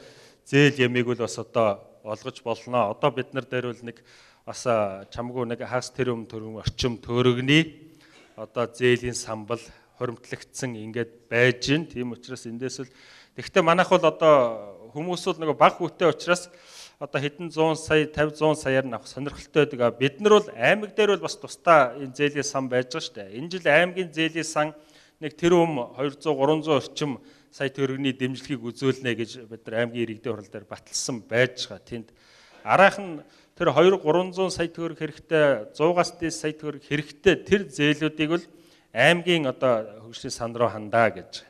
Манайх бол зөрүүлээд бүр жижиг үйлдвэрлэл эрхлэх өрхийн үйлдвэрлэл эрхлэгчдийг манайх дэмжиж манай одоо зээлийн сангийн одоо дээд хэмжээвэл одоо 25 сая төгрөг гэдэг ингээд тавьчихсан. Тийм учраас одоо өрхөөрөө нэг оёдл юм хийж байгаа. Тэгэл өөртөө ажлын байр гарах энэ чиглэлийн асуудлуудыг бид нараас энэ сангаараа дэмжиж ингэж явах бол боломжтой. Тийм учраас та цаашаа ч гэсэн мэдээлэл дамжуулах ёстой. Ийм өрхийн үйлдвэрлэл явъя, дэмжлэг авъя, өөртөө ажлын байрыг үүсгэхэд явъя гэж байгаа хүмүүс байх юм бол одоо бид нар бас дэмжлэг үзүүлж хамтарч ажил төсөл сонгон шаруулах байдлаар ингэж хамтарч ажиллах боломж бол бас байгаа гэж ингэж хэлэх. За Баруун-Урт хотын иргэдэд тулгамдж байгаа нэг томоохон асуудал бол одоо ундны усны асуудлыг л одоо хөндөж ярихгүй байхын аргагүй. Тэгэхээр 2017 онд бол одоо дөрвөлж компаниас 300 гаруй сая төгрөгийн хөрөнгө оруулалт хийж ус цэвэршүүлэх төхөөрөмжийг одоо ашиглалтанд оруулсан ч одоогийн байдлаар бол ажиллахгүй байгаа гэсэн ийм мэдээллийг өгч байгаа. За аймгийн засаг дарганы тухайд бол одоо 19 оны яг ажлаа төлөвлөх эхний энэ дээр бол одоо Баруун-Урт хотын иргэдийг цэвэр усаар эрүүл ахуйн шаардлага хангасан усаар хангаа гэсэн ийм мөрөг чиглэлийг дөрвөлж компанид өгсөн. Тэгэхээр яг одоо иргэдийн тухайд бид одоо эрүүл мэндэ бас бодмоор байна. Тэгэхээр эрүүл ахуйн шаардлага хангасан усаар ер нь хязээ ингэж одоо усаа хэрглэж эхлэх юм бэ? Энэ тал дээр бол одоо иргэдийн тухайд маш их санал гомдлыг ирэлдэг байна. За яг бас л нэг Баруун-Уртын толгомдсон асуудал л да. Одоо та нарын карантнаас ер нь л зэвтэй ус гарч байгаа үстэй. Тэгээд ер нь л ингээд жоохон яхаар онтой зэвтэй ус гарч байгаа. Үнэхээр хүндрэлтэй асуудал байгаа. Энэ үл одоо. Тэгэд энэ нь бол бас одоо дөрвөлж компани түрүүчийн удирдлагуудын одоо буруу менежментийн үр дүнд л ийм болчиход байж байгаа юм. Уул нь одоо тэр шүүлтүүрийн солиход нэг тэр чинь нөгөө одоо ингээ гэрийн бид нар ч одоо зэвтэй ус харгаад гол гэртээ ийм жижиг ийм шүүлтээр юм тэргэлж जैन тэр нэг цэвэршүүлэх ус цэвэршүүлж ашиглаж जैन тэрийг нэг сардаа нэг 2 сардаа нэг солиод ингээд яваад байгаа шүү дээ. тэрэн шиг энэ одоо дөрвөлж дээр байгаа энэ төхөөрөмжийн маань цэвэршүүлэх төхөөрөмж нь өөрөө одоо солигдоогүй 3-аас 4 жил болсон учраас шүүхгүй болоод ингээд болохгүй болоод ирсэн юм л да. Тэрийг бид нар тооцоо моцогнос асууж исэн нэг 70 орчим сая төгрөг байх тул одоо тэр цэвэрлэх боломжийн шүүлтүүрийн нэг удаа солиод явчихтул ингээд болох байсан. Гэвч тэгээгүй одоо аймгийн иргэдийн хурлаас шийдвэр гаргууллгүй 200 гаруй сая төгрөгийг одоо нөхдөөд өөрсдөө аваад ямар ч тендер мендергээр зарцуулаад тэгээд нэг хятад нөхөртэй нийлээд энэ дээр одоо юу хийж гисэн мэддэхгүй нэг юм хийчихэд ингээд байгаа. Одоо тэр нь эргээд одоо ингээд ажиллахгүй нэг ийм нөхцөл байдалд ингээд орчихсон байж байгаа. За бид нар сумын зүгээс манай хурлын зүгээс энтрүүл энэ одоо ажлаа нэгэнт одоо чадна хийнгээд бүхэл бүтэн улсын төсвөөс 200 гаруй сая төгрөг авсан нөхдөөд ингээд таг хайж болохгүй. Энэ асуудлаа хурд нь шийдэ гэдэг ийм одоо шалгалт шаардлага юмнуудыг энтрүүл одоо дөрвөлж компани руу за төрөөчийн нөхдөөд рүү энтрүүл байнга шалгах шаардаад ингээд явж гин. Тэгэнгүүт одоо сүүлдээ нөхдөөд аргатай болсон. Одоо тэгвэл энэ бид нар энийг ашиглалтанд оруулахыг бол дөрвөлж дээр байгаа ирзаравч болохгүй байна. Багдаад байна. Хуримтлуултыг савын найлаад багдаад байна. Энийгээ солих хэвээр энийгээ шийдэхэд дахиад хэдэн зуун сая төгрөг биднээс нэгж байгаа. Энийгээ шийдэж өгвөл бид нар энийгээ ажилдаа оруулнаа энэ төр гэдэг. Гэхдээ тэгэл тэр чинь сая 200 300 сая төгрөг одоо дахиад хэдэн зуун сая төгрөг биднээс нэххээр тэрийг бол одоо жишээ нь манай сумын өөрийнх нь жилийн хөгжлийн сан нэхэд өөрөө л нэг 170 80 сая төгрөг байж байгаа шүү дээ. Тэгэд зөвхөн нэг асуудал дээр ингээд өөрсдөө буруу менежмент хийснээс болоод ийм их хэмжээний ийм одоо хөрөнгөний асуудал энэ дээр гарч ирээд ингээд энийг сумд шийдэх ямар ч боломж байхгүй. За аймгийн төсвөрч гэсэн үндсэндээ одоо энийг энэ жилийн хувьд бол шийдвэрлэж ингэж чадаагүй. Төсөвт өртөх нь одоо дэндүү өндөрдөөд ингэж байж байгаа. За дөрвөлж компани одоо өдөрлөгтэй энэ уулзсан ер нь одоо хөөцөлтөд явж гин гэсэн ийм л байр суурьтай. За бид нар бол нөгөө нөхдүүдийг аль болохоор аймгийн засаг даргаас бас надад өөрөг өгсөн энэ одоо ундны усыг нөгөө нөхдүүдтэй уулзаж одоо хэвийн ажиллагаанд оруулах тал дээр шахаж шаардаж ажиллаа гэсэн тэр хэмжээгээр шахаж шаардж чинь. За үнэхээр одоо улсын төсвөөс 2-300 сая төгрөг зарцуулаад энийг зүгээр ингээд хаях юм бол бас дараагийн тэр нөхдүүдтэй одоо хариуцлага тооцох хариуцлагын асуудлууд энэ төрлийн ингээд яригдана гэж ингэж ойлгож байгаа. За үнэхээр тэгээд болдгоо маа гэхэд одоо 19 оны төсвүүдээр энэ төрлийн энэ асуудлыг бас л одоо иргэдийн эрүүл мэндтэй холбоотой асуудал учраас нэг номерын асуудал болгож энэ төр тавих нь одоо гарцааг бол ийм л нөхцөл байдлаар орж байгаа. За усны асуудал ярьсан учраас бас нэг зүйлийг асууя гэж бодож байна. За сая Баруун-Урт суманд маань бас ухаалаг худаг анх удаа нэвтрүүлж ашиглалтанд орууллаа. За мөн одоо Баруун-Урт сумын багуудад бол одоо нэг гэрэлт цамхагийг бас байрлуулсан байна. Яг энэ мэтчлэн одоо юу гэдэг өвлийн үүдэнд усаа авах гээд худаг нэхийг хүлээгээд зогсож байгаа тэр хүүхдүүдэд эсвэл орой одоо ажиллаа тараад харанхуй гудамжаар явж байгаа тэр иргэдэд чигээс яг энэ мэтчлэн иргэдэд чигээс нь тийм жижиг чимэглэр ажлуудыг иргэд маш их өгүүлж байна. Тэгэхээр одоо юу түрүүний миний хэлсэнчлэн тэр ухаалаг усан сан гэдэг юм эсвэл тэр гэрэлт цамхаг эдгээр ажлууд бол иргэдээс маш их одоо талархлыг хүлээж ийн л та. Энэ мэтчлэн жижиг одоо ажлууд боловч түрүүний миний дахиад хэлээд байгаа иргэд рүүгээ чиглэсэн тийм ажлууд ер нь 2019 онд хэр хийгдэх бол яг том бүтээн байгуулалт угаасаа яг нөгөө төлөвлөгөөний дагуу хийгдчихдэг. Гэтэл иргэд рүү чиглэсэн ажил хаягдаад байна гэдэг ийм шүүмжлэл бас өнгөрсөн жилүүдэд байсан шүү дээ. Тэг яг л ийм шүүмжил яваад байдаг. Одоо орон сууцны хороол, төвийн одоо хорооллууд их бүтээн байгуулалт хийгдэж байна, юмнууд хийгдэж байна. Гэр хороол руугаа анхаарахгүй, анхан шат руу анхаарахгүй байна гэсэн ажлууд явдаг. Тэгээд бидний одоо анх яриад 3 жилийн өмнө яриад явж исэн зүйл төр ч гэсэн бид нар энэ одоо гэр хороол руугаа гэрэлтүүлэхдээ хамгийн наад захын асуудал нь гэр хороол гэрэлтүүлэхдээ нэг усан сангуудын ухаалаг болгох чинь энэ гэдэг ингээ ярьж ирсэн. Энэ ажлууд бол эхнээсээ ажил хэрэг болоод явж байна. Бид нар дээр гэр хорооллын иргэдтэй уулзахаар нэг проблем маш их ярьдаг байсан. Бид нар ажил төрөлтэй усан сан яг өдрийн цагаар нээх юм аа. Одоо 10-аас 12 цаг ч юм уу өгөөл 2-оос 3 цагийн хооронд ч юм ингээд хүмүүс ч нөгөө цаана ажиллаж байгаа хүмүүс ч бас ажлын цагаар ажиллаж байгаа шүү дээ. Тэгэнгүүт ажилдаа явж ирээд орой усаа авах гингүүд нөгөө усан сан нь ингээд хаачихсан. Бид нар одоо ингээд усаа авч чадахгүй. Ийм төвхтэй хүндрэлтэй нөхцөл үүсэж байна. Энийг шийдэж өгөөч гэсэн ийм асуудал яриад байсан. Бид нар бол энэ ухаалаг усан сангаар бол харин сая асуудлыг шийдсэн. Бид нар ингээд одоо карт тараачихсан байж байгаа. Бүх өрхөөр үндсэндээ нөгөө нөхрөл шөнө байна уу, орой байна уу хамаа авахгүй. Ирээд картаа уншуулаа, усанд гоожлоо ингээд. За энэ жил бол нэг 5 5 усан санг ашиглалтанд оруулсан. За энэ жил бас мөн дөрвөлж компанитай ярилцж чад үлдэж байгаа усан сангуудаа бол энэ одоо систем рүү оруулъя гэд ингээд ярилцаад энэ жил одоо бол багтаад ихэнх нь бол ер нь ийм одоо ухаалаг усан сангийн систем рүү орчихно. За дараагийн нэг асуудал нь түрүүний ярьдаг одоо гэр хороолт таг харанхуй байна. Одоо хэцүү байна. Ороо өч явахад нохой шуунд бариулчих гээд байна. Энтэр гээд ингээд өсөлтүүд ирдэг. Ямар ч байсан бид нар гэр хорооллоо бүх гэр хорооллуудаа энэ жилдээ багтаагаад бүгдийг гэрэлтүүлэхтэй болно. Одоогийн байдлаар бол 2 дугаар, 3 дугаар баг энэ сайтны уртлын хуучин сайтны хэсэг энтэр ийм одоо гэрэлтүүлгүүд хийгдээд тэр араа хүлээж аваагүй туршаад ингээд явж гин.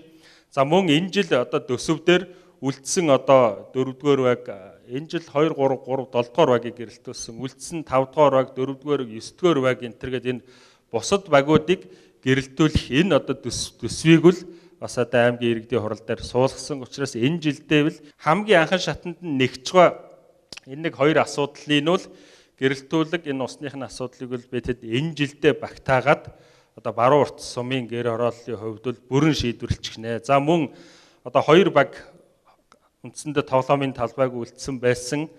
Бусд бүх баг тоглоомын талбайтай. Одоо 2 дугаар баг 9-р баг 2 тоглоомын талаагүй байсан. Өнгөрсөн жил тэрний урд жил 2 дугаар багийг өнгөрсөн жил 9-р багийг хийгээд ингээд бүх багуудыг бол ямар ч байсан нэг ингээд хүүхдүүд нэг зуны дэлгэр цагт сайхан нэг агаарт гараад машин тэрэгнээс айхгүй ингээд нэг тоглолцох боломжийг бүрдүүлсэн. За энэ жил бол бас 4-р багийн ард тал руу бол нэг шинэ одоо тоглоомын талбай хийх гих зэрэгээр ингээд энэ үл нөгөө түрүүний яриад байдаг иргэдрийнхээ анхан шат руу иргэдийн анхан шатны хэрэгцээ рүү одоо чиглэсэн энэ ажиллаа л гэж бид нар ингэж л ойлгож байгаа. За орон сууцнуудаар нэг хаягжилтын шинэ хууль үндсэндээ гарсан. Бүх хаягжилтын стандарт нь өөрчлөгдсөн учраас одоо ийм бүгдийн солих шаардлага гарсан. За энэ жилийн хувьд бол мөн бас одоо энэ хаягжилтын орон сууцнуудын хаягжилтын асуудлыг бол одоо 100% шийдвэрлээд ямар ч бас одоо нэг Улаанбаатараас одоо би ч гэсэн энэ 27-36-д амьдарч байсан. Улаанбаатараас хүн ирээд гэрээ зааж өгөхөд айгүй төвхтэй. Нөгөө чи 27-36 гэхээр нөгөө хүн чинь мэдэхгүй. Яагаад ингээд захиргааны замаар урагшаа эргээд ингээд явангууд яг 2 байшингийн голоор гарна. Тэгэнгүүт тэр яг уртлынх нь байшин манай гэр байхгүй юу энэ тэргээд нөгөөтг нь тэрийг одоо олохгүй ингээд зааж өгөхөд хаяггүй байхад бол одоо айгүй төв. Бид нар бол нөгөө дотроо олон жил амьдарчихаар бол 27-нд юу илээ 36-нд юу илээ гэдэг ингээд нэг анзаарахгүй болчихдөг юм байна л да. Тийм учраас энэ асуудал бол ямар ч байсан одоо нэг түргэн мөргэн юмд дуудахт бол ингээд шийдэгдэх хэмжээнд болцсон гэж ингэж ойлгож байна. За тэгэхээр иргэд рүүгээ бас чиглэсэн энэ жижиг боловч яг одоо бас яг амьдрал дээр бодтой хэрэгжиж байгаа энэ ажлуудыг санаачлж хэрэгжүүлж байгаас Баруун-Урт сумынхаа удирдлага болоод хамт олонд нь үзэгчтэй бас нэг халуун талархал илэрхийлж сайхан алга тушаасаа гэж хүсэж байна. За баярлалаа. Тэгэхээр нэгт одоо иргэд рүү чиглэсэн зүйл байгаасаа би бас нэг зүйлийг асууж чад үзэгчд рүүгээ шилжиж гэж бодож байна. За яг ингээд явд иргэд рүү чиглэсэн яг шаардлагатай ажлууд хийгдэж байна. Гэтэл за зүгээр миний нүдээр харахад бас нэг шүүмжлэлтэй тал байдаг. Тэр юу вэ гэхээр яг нөгөө иргэдийнхэн энэ боловсрал руу мэдлэг рүү чиглэсэн ажлыг арай дутуу юугаад байгаа юм болоо. За ялангуяа одоо шинээр батлагдсан гарч байгаа энэ хуулиудыг хэрэгжилтийн талаар энэ багийн засаг дарга нар маань иргэдтэй өөр нь хэр яриа таниулах хийж байна, хэр сургалтыг хийж байна. За хуулийн мэдлэг дутмаг байгаагаас л нөгөө гэмт хэрэг гараад байна те нөгөө хулгай дээр үлдэгдээд байна. Нөгөө зуршийн хуулийг мэдгүй учраас хүмүүс годомжлол бод хогоо аяад байна. Тэгэхээр иргэд рүүгээ одоо чиглэсэн энэ сургалт сурталчилгааны ажлыг өөр нь багийн засаг дарга нар хэр хийж байгаа юм бэ? Яг одоо холбогдох байгууллагуудтайгаа хэр хамтарч ажиллаж байгаа юм бэ? Цаашид энийг одоо сайжруулах талаар та бас тодорхой төлөвлөсөн ажил байна уу? За тийм манай багийн дарга нар иргэдтэй хурж ажиллах энэ ажил бол нэлээд бас одоо яригтэй. Манай багийн дарга нарын ачааллууд нь өөрөө тэнд өндөр. Жишээ нь одоо манай 1-р баг гэхэд л одоо багийн дарга өөрөө 3,000 одоо иргэн байж шít 3,000 гаруй иргэн 1-р баг дээр ингээ байж идэг. Тэгэхээр 3,000 гэдэг чинь бол одоо бусад одоо сумтай харьцуулахад бол үндсэндээ бүхэл нэг сумын төв тэрчгээрээ гэсэн үг байхгүй. Тэгэхээр тэр болгонд хурж ажиллана гэдэг бол 1-р төвхтэй. Гэхдээ бид нар төвхтэй гэдэг ингээд төвхтэй байна гэж таявах ш. Энэ жилээс бас нэг шинэ зохион байгуулалт руу орё гэж ингэж ярьж байгаа.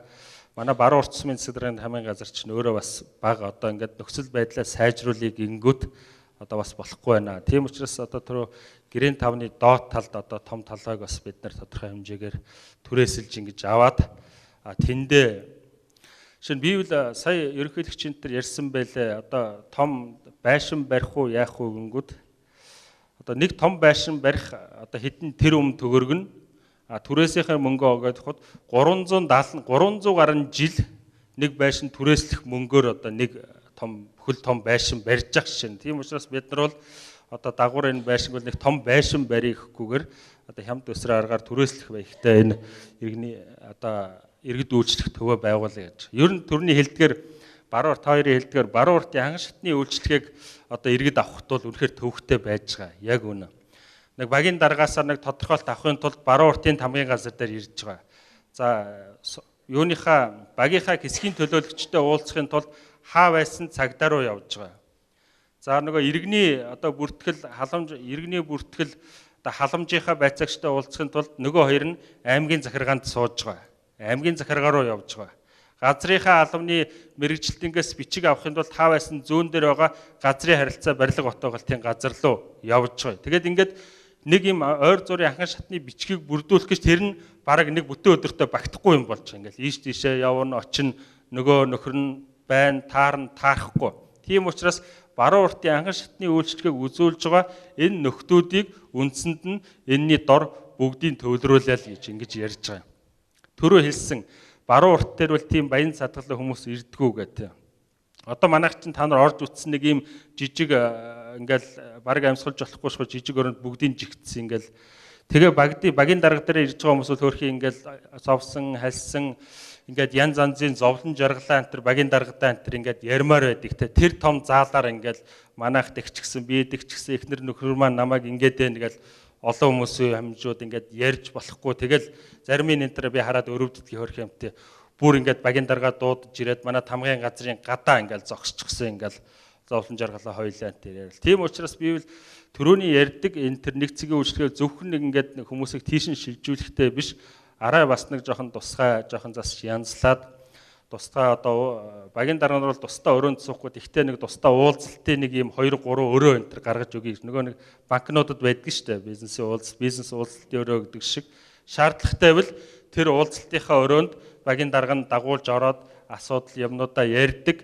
За нэг Баруун-Уртын иргэн бол тэр лөө орж ирэхэд үндсэндээ ийш тийшээ гүгээд байхгүйгээр одоо үйлчлэгээнүүдээ ингээд тойруулаад ерөнхийд нь авчаад гардаг ийм хэмжээний одоо за түрүүний хэлдгээр одоо Баруун-Уртын би боломж болцоо тааруул бас одоо багийнхаа ажлын албыг ч гэсэн бэхжүүлэх, орон тоогоор нэмэгдүүлэх, одоо илүү баг руугаа хурж ажиллах чиглэлөө нь энэ жил ер нь бол анхан шатанд иргэнд хурж ажиллах засгийн газрын өөрийнх нь одоо энэ жилийн ураач гисэн ер нь одоо сая бидэд ерөнхий сайдын одоо удирдлагчны зөвлөгөөн зөөхөд ерөөсөө иргэндээ хурж очиж ажил анхан шатанд хүнтэйгээ ажиллах гэсэн ерөнхий сайд бол нэг сайн байшин бариад гэсэн юм одоо амнаас нь цөөхөн гарч ирлээ шүү. Ерөөсөө хүнтэйгээ тулж ажил хүн рүү очиж ажиллах гэсэн юм ерөнхий сайдын амнаас ингэж гарч байгаа шээс бид нар ч гэсэн одоо хүн рүүгээ тулж очиж ажиллах тал дээр энэ жилийн хувьд бол хүндээ үйлчлэг нь өөрөө хүртээмжтэй байх тал дээр бол нэлээд одоо ахис дэвшил гаргана гэж бид нар ингэж үл зорж ажиллаж байна. За энэ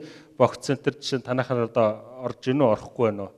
Нэг газар зогсчиход байгаа юу? Би одоо явж байгаа л гэж ойлгоод байгаа. Миний харуул ингээд мэдээллүүдийг өгөөд айлуудаар ингээд сөөлжөд гүршийн холбоо барьтай мэдээллүүдийг аваад ингээд яваад гэсэн иймэрхүү ажлууд ингээд явж байна. Цааш та бүхэн илүү хүрэлцээтэй, хүртээмжтэй байхын талаар Баруун-Урт сумтайгаа багийнхан засаг даргатай хамтарч ажиллах юм ямар боломж байна? Та бас саналаа хэлээч. За баярлалаа.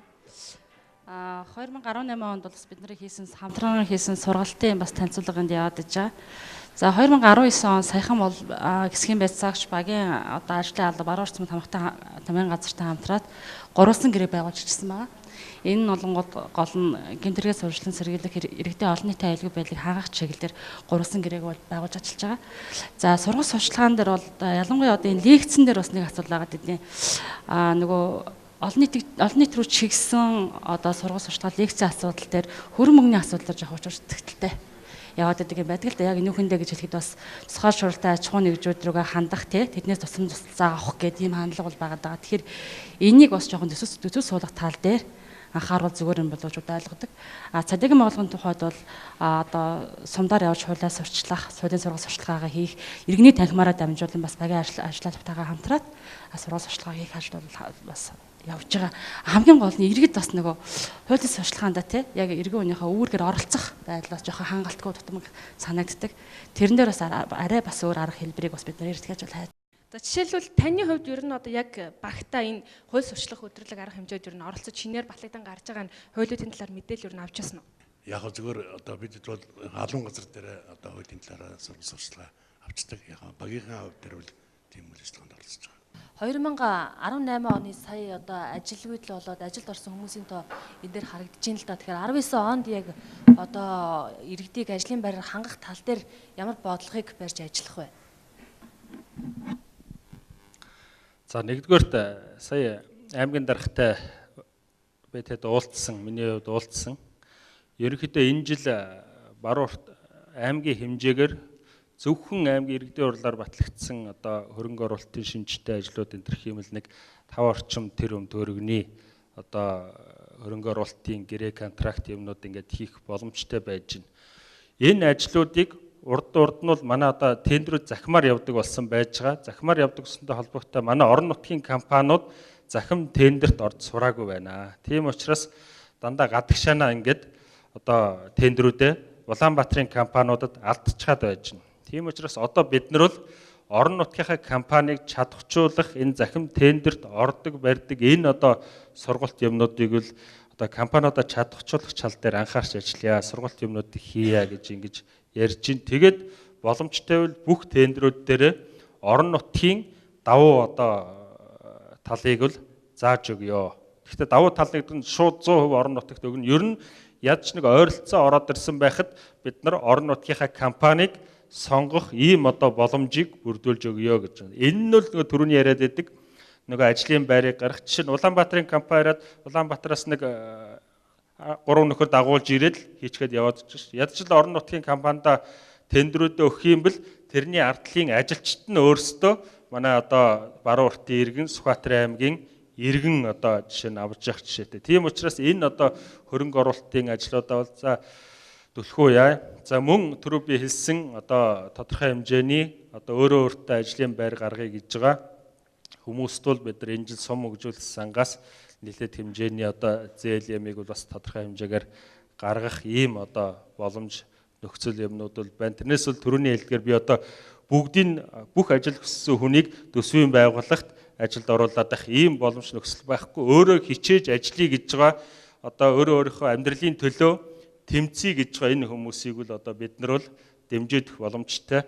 Манай нэг дутагдал бас халамжийн бодлого өөрөө хавтгаарч явж байгаа учраас одоо ажил хийгингүүт үндсэндээ одоо ажилгууд л их байна, ажил олдохгүй байна гэж яриад байгаа мөртлөө яг ажил хийлгийгээд ингээд өдрийн 25 мянган төгрөг өгье гэдэг чинь ажилдаа ирж байгаа хүн бас тэр болгон байхгүй байгаа дээ шүү дээ. Ер нь бол 25 мянгаар ажил хийхгүй байгаа байхгүй. Тийм учраас энэ халамжийн бодлого энтрүүл ер нь одоо бас нэлээд оновчтой байхгүй бол нэг хөрхөө нэг 5 хүүхдийнхаа нэг 100 мянган төгрөгийг авчдаг тэрнгээрээ нэг гурил будаа юм авчгаад ямар ч хэлсэн гэж зүсэхгүй ингээд нэг айхтар яахгүй ингээд амьдрал нь урсгалаараа энэ төр ингээд яваад байгаа учраас халамжийн бодлогод яг эзэндээ очих чиглэх энэ төр гэсэн ийм юмрууд бас нэлээд анхаарах хэрэгтэй юм. За Баруун-Урт сумынхаа засаг даргын 2018 онд хийсэн ажил 19-нд хийхээр төлөвлөж байгаа ажлын тайлан та бүхэн бас сая хүлээн авч сонслоо. Тэгэхээр яг одоо энэ хийсэн ажлын талаар болоод хийж байгаа ажлынхаа талаар та бүхэн одоо Баруун-Урт хотын даргаас асууж тодруулах зүйл байвал яг энэ цаг мөчид одоо микрофон нээлттэй байгаа.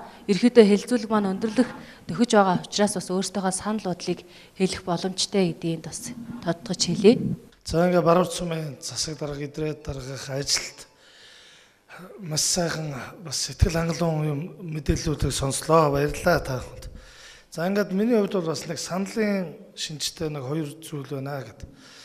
Энэ одоо техник тоон төхөөрөмж хөгжөөд янз бүрийн үйлчлэгээ захим талдаа болж явж байгаа.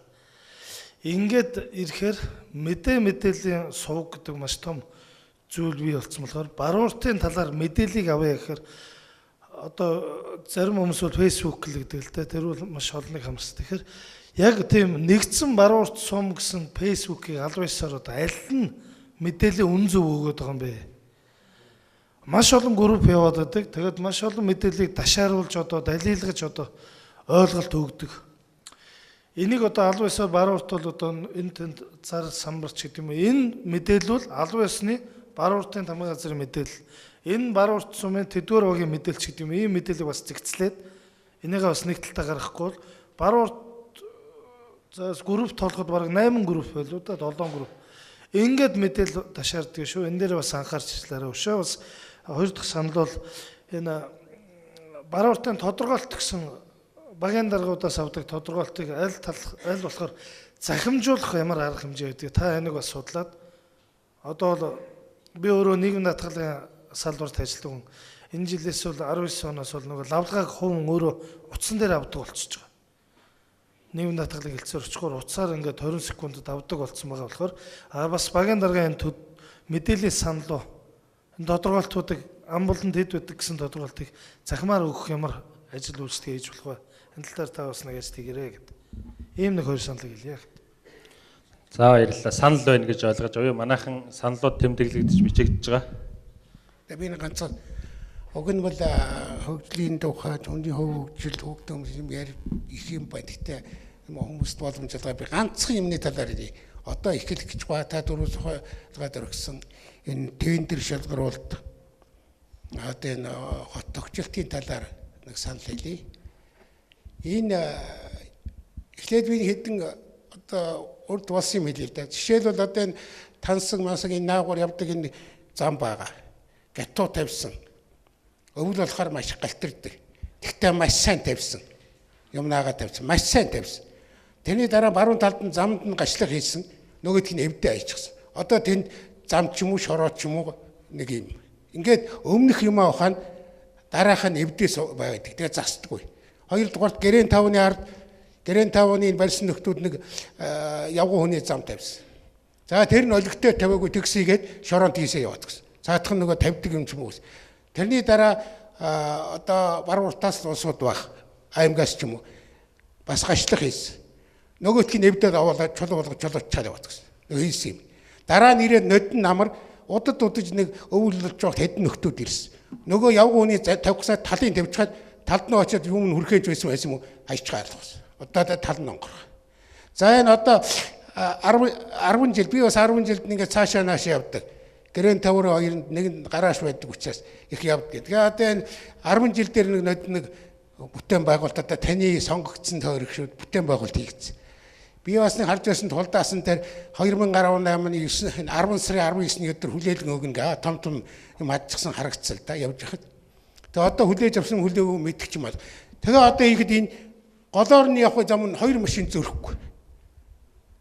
Одоо нэгэнд захтыг бүр давхиж гарах юм уу яхаад. Тэгээ яг дууссан ч юм уу дуусаач юм би тэнд амьдрахгүй болсон болохоор мэдэхгүй байна л да. Тэгээ ер нь гэцүү. Тэгээ одоо нэг юм ихэд бас бодмоор юм байгаа. Ингээ явган хүний замаар явж байгаад нөгөө айл руу ингээд засмал зам чи ингээд зам гаргаад орох юм л да. Тэгээ бед ч юм бол явган хүний замаар яваад тэгээ ингээ яхтаа нэг нөхрөө орж байгаа юм шиг л болох нөгөө хэрэг.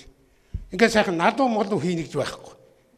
Тэгээд дугуй муугаатай явах юм бол тэгээ годортой болохоос өөр юм байна. Ийм юм бодоод бас нэг бодож хиймээр юмнууд их байна. За жишээлбэл одоо энэ 36 27 гэж хоорног нодон бас уржинэн болоо бас нэг зассан шүү дээ. Аштайхан болгосон шороо хийж. Тэгээ нэг гэс газрын одоо ингээ хаагаа хийчихсэн тэр нь ямар учиртай чи хэзээ ашиглалтанд орох хэдий ороогүй юм уу? Зам болохоор хэдэн хүүхэд өрхий чулуу шороо аваад тоглох. Тэгээ энэ шалгаруулж байгаа юмуудыг одоо бодмоор байна. Одоо энэ юуг зассан жигжиж гүшөөтэй юуг би тэрийг бол өдөр болгон шахаа хардаг юм байхгүй нөгөө зам. Тэгээ тэр талаар зөндөө ч юм битсэн тэгээд.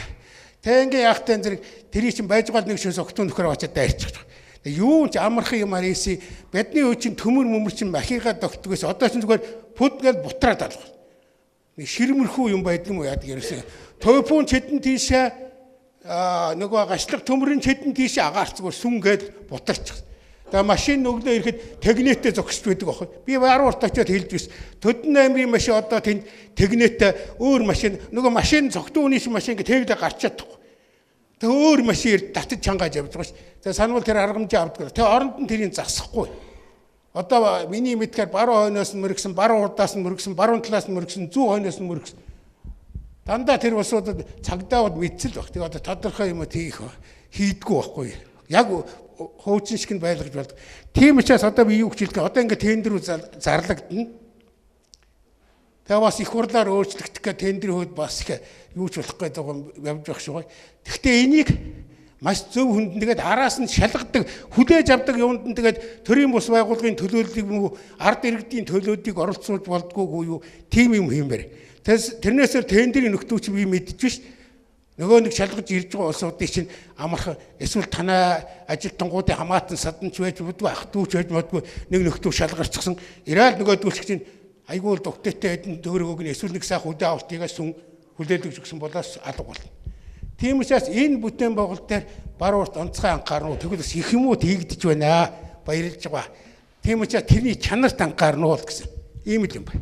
За баярлалаа. За манай Сингах яг л нэг нөгөө ажигч өнгөж мэдэгдэж чинь хаана юу нь болохгүй байгаа юуг засах шаардах яг л хэлж ийн л да. Тийм учраас одоо би энэ зурган дээр бас яг таны хэлсэн юмнууд дээр жоохон би тайлбар хийгээд хин дээр бас байж байгаа. За ялаа гаргач та. Тэр тансгийн урдуур явж байгаа зам бол яг тийм эвдээ ижчихсэн.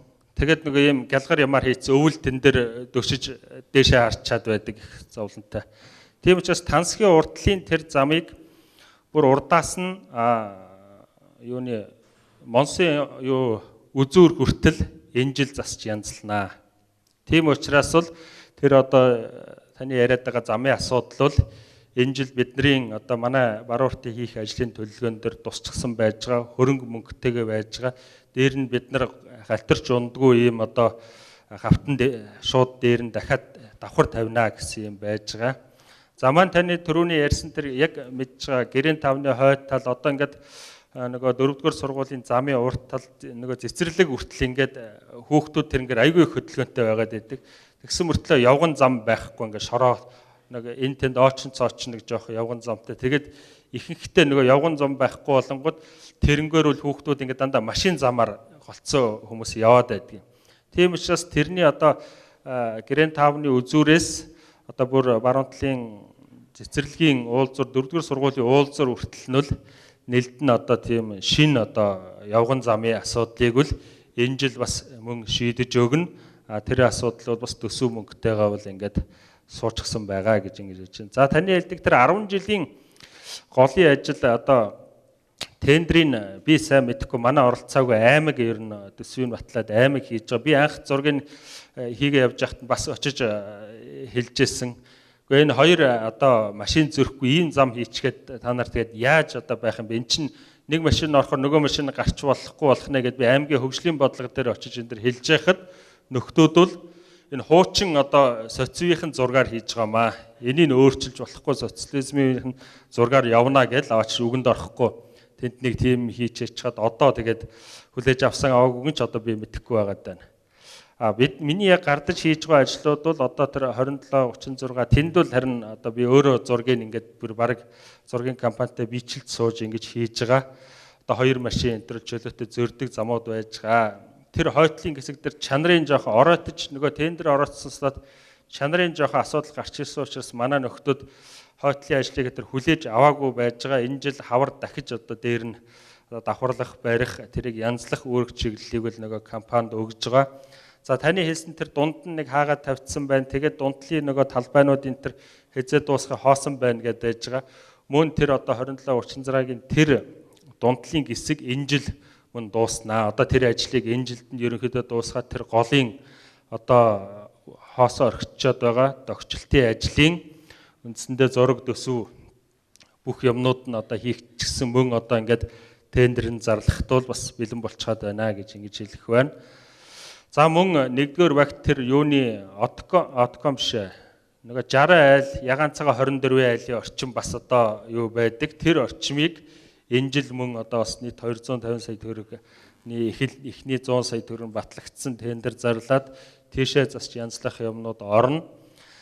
За мөн хаягдсан энэ одоо би энэ л зүгээр та нар зүгээр нөгөө л барилга байшин зам талбайгаа нөгөө л эдрээ чи эхлээд л яриад эхэллээ гэж ингэж ойлгож ш магадгүй. Гэхдээ би энийг бол барилга байсан зам талбайг дээр нь харахгүй тэр ойр орчимд амьдарч байгаа иргэдийн зүгээр аятай догтой амьдрах хамгийн анхан шатны наатлын хэрэгцээ байхгүй юу? Зүгээр нэг сэтгэл амар хүүхдүүдэд ингээд нэг гаргаад тоглуулчих талбай хэрэгтэй байгаа даа шүү дээ. Одоо тэгэхээр олон жил хаягдсан тэр онцгойгийн наатлын одоо бидний бичил хороол гэдэг тэр нэршлэрээ наарлаг хороол. Тэрний голын талбай бол гом бас олон жил хаягдсан.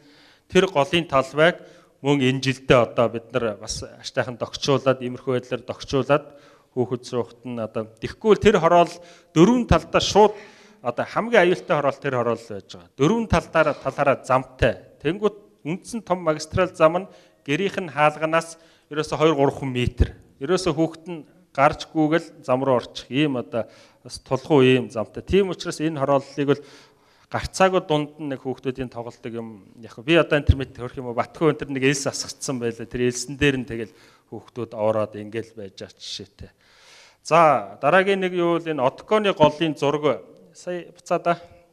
За энэ интрол одоо Одконы голын талбайн ажил бас энэ жил хийгдэн зураг төсвийн захиалгаад ингэж н Одконы голд одоо машин тэрэг орохгүй болно. Нэг жоохон талбай байгаа. Жоохон талбай дээр нь ингээд дотор нь догшилт хийхээр машинууд орж ирээд дайраад ингээд одоо хамаг юм нэвдээд ингээд тааш. Тийм учраас Одкон бол одоо 3-4 талтай хангалттай зогсоолтой учраас Одкон руу бүр машин орж ирэхгүй хаагаад за голд нь бол ингээд бас сайхан догчлтын юмнуудыг энэ жил хийн ч гэдэг юм уу. Ер нь ингээд энэ жилийн хувьд бол түрүүнд гэр хороолт хэлжлээ орон сууцнуудын гол ингээд томоохон орон сууцнуудын одоо иргэдэн аятаа тогтоох ийм догчлтын ажлуудын төсөв бол энэ жилийн ерөнхий одоо төсөв дээр л нэлээд их хэмжээгээр одоо суусан байгаа учраас одоо энэ жил түрүүний миний одоо ажлаа хурдан явахгүй бол хийх ажил бол одоо хангалттай их байна гэж яриад байгаа шүү. Тэгэхээр таны сая ярьсан юмны одоо шүүмжлийн бас нэлээд хэсэг нь бол энэ жилдээ одоо ингээд бас зохицуулагдаад хийх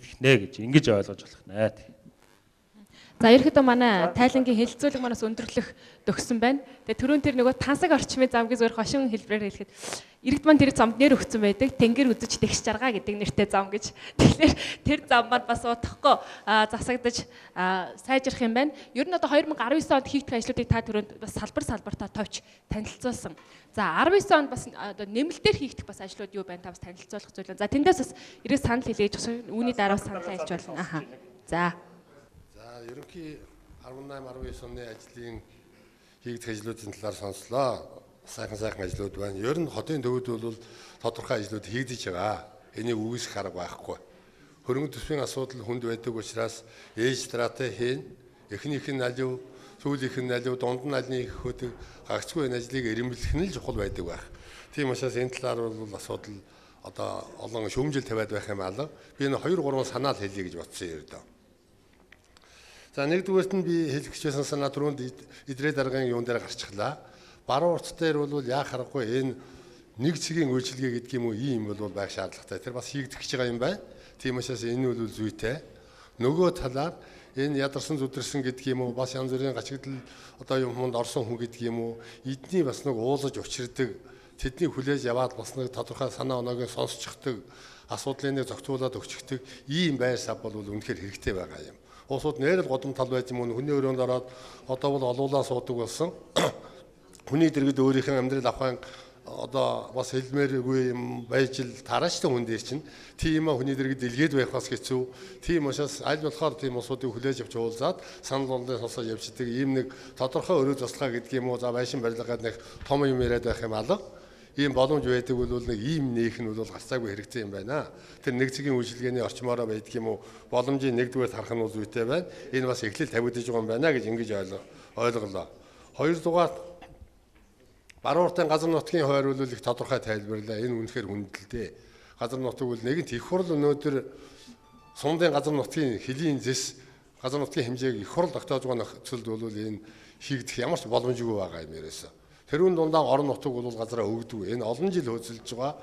Баруун-Урт бол хаашаашаа 5 км газар л гэж байгаа. Тэрний хаанаас ямар одоо шийдвэр гарсыг бид бас ирээд олохгүй байгаа юм. Их хурлаас ч бид ирээд олж чадаагүй. Ер нь сумдын хөлийн зэсийг бол тогтоосон. Анх одоо хороо захиргаа 56 онд байгуулагдахад нэг 5 хаашаашаа 5 км газрыг ийм эрхэл олгосон шиг байгаа юм. Энийг зүгээр аймаг олгосон юм уу? Зүгээр төөрөөсөө гэсэн юм уу? Энэ бол яг албан ёсны баримтчиг бол үнэхээр олдохгүй байгаа. Тэгэхээр газар нутгийг тэлэхгүй болохтой зэрэг бол Баруун-Урт дээр тэр ялангуяа хөдөө аж ахуйн хөгжил гэдэг бол маш хүнд. Зөвхөн хотын статус улсаар хөгжүүл өөр юм. Тэгэхгүй бол хөдөө аж ахуйн хөгжил бол үндсэндээ Баруун-Уртад явхад хүнд болчихж байгаа юм аа.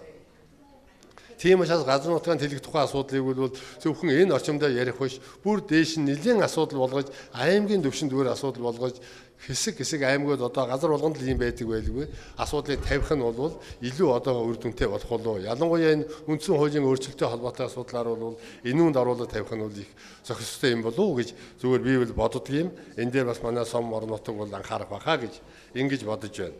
За 3 дугаарт нь одоо энэ газар нутагтай холбоотой ингэж байна шүү дээ. Сая бол одоо хэд хэдэн гүн өрмийн хотог гэдэг юм тэр үндсэн хөрөнгүүд бий болох гэж байна. Энэ чинь бол өөр сумын нутаг дээр бий болно. Баруун-Уртын 5 км араад ус нутагт бол гүн өрмийн хотог ухахгүй тодорхой шүү дээ. Тэгэхээр одоо газар нутаг нь Сүхбаатар сумын юм байж байдаг. Дээр нь байгуулагдаж байгаа үндсэн хөрөнгөлөлттэй зэрэг Баруун-Уртын юм байх юм уу? Яах юм? Одоо энэ чинь ингээд л асуудал эндээс эхлээд л асуудал хоёр тийшээ болчихж байгаа юм яриасаа. Тийм учраас энэ юмнуудыг бол бас нэлээд нарийн анхаармаар юм байна гэж ингэж нэг бодсон. За сая Сэнгдорж хэлчихлээ 10 жилийн л дотор тогтцолтой холбоотой асуудал. Тэр тийм л дээ. Ерөөсөө зам нь ганцхан машин явна. 2 машин зөрөхгүй. Одоо машинууд яаж яах вэ зэрэг явган хүний зам дээгүүр арай жоохон өнөрхийн шалтай тэргүүд нь бол явган хүнийхэн зам дээгүүр ингээд талж гараад машин ингэж зөрж байгаа. Яг одоо амьдралаар ингэж харагдаад байгаа. Би тэгээ бас заримд нь хэлдэг юм. Та нар наадах чинь байхгүй наад явган хүний чинь зам зориултын эд биш, машин явдаг эд биш. Та нар яахлаар ингэдэг ихтэй зэрэг. Өөр одоо бид яах юм чинь. Зөрөх зай байхгүй юм чинь гэж ингэж яриад байгаа байхгүй юу. Тэгэхээр энийг бол би зүгээр сонссон. Аймаг ерөнхий захиалагч нь аймгийн хамгийн газар юм шиг байгаа юм. Захиалагч нь одоо. За гүйцэтгэгч нь тэр нэг компани байсан байх. Тэгэхээр энэ аймгийн хамгийн газар байлаач хийсэн Баруун-Урт сумын нутаг дэвсгэр дээр хийгдэж байгаа хот дээр хийгдэж байгаа учраас хотын талаасаа бол бас анхаарал тавьж аймаг орон нутагтай ярьж бас яамаар юм гэдгийг бол бодох хэрэгтэй. Энэ бол хүлээлгэж өгөөгүй. Одоо энэ хавар гүйцээж одоо дутуу ажлаа хийгээд хүлээлгэж өгөх юм байна лээ гэж ийм л нэг яриа байгаа. Тэр би ортой болов гэж бодож байна. Энэ дээр нь бас нэг ахаад ирэхэд нэг нэлээд сайн ярилцаж бас учир зүг нь олохгүй бол нэг ийм л юм болж одоо мөд тэгээд боржууруудын хэмглээд машин дээгүүр давхтай зэрэг чи яах вэ? Явган хүний нэг гавтан замуудыг чи эвдээд л авна шүү дээ. Машин давхтай зэрэг ийм л болчих юм байна л гэж ингэж харагдаж байна. За нэг жижигхэн зүйл байна.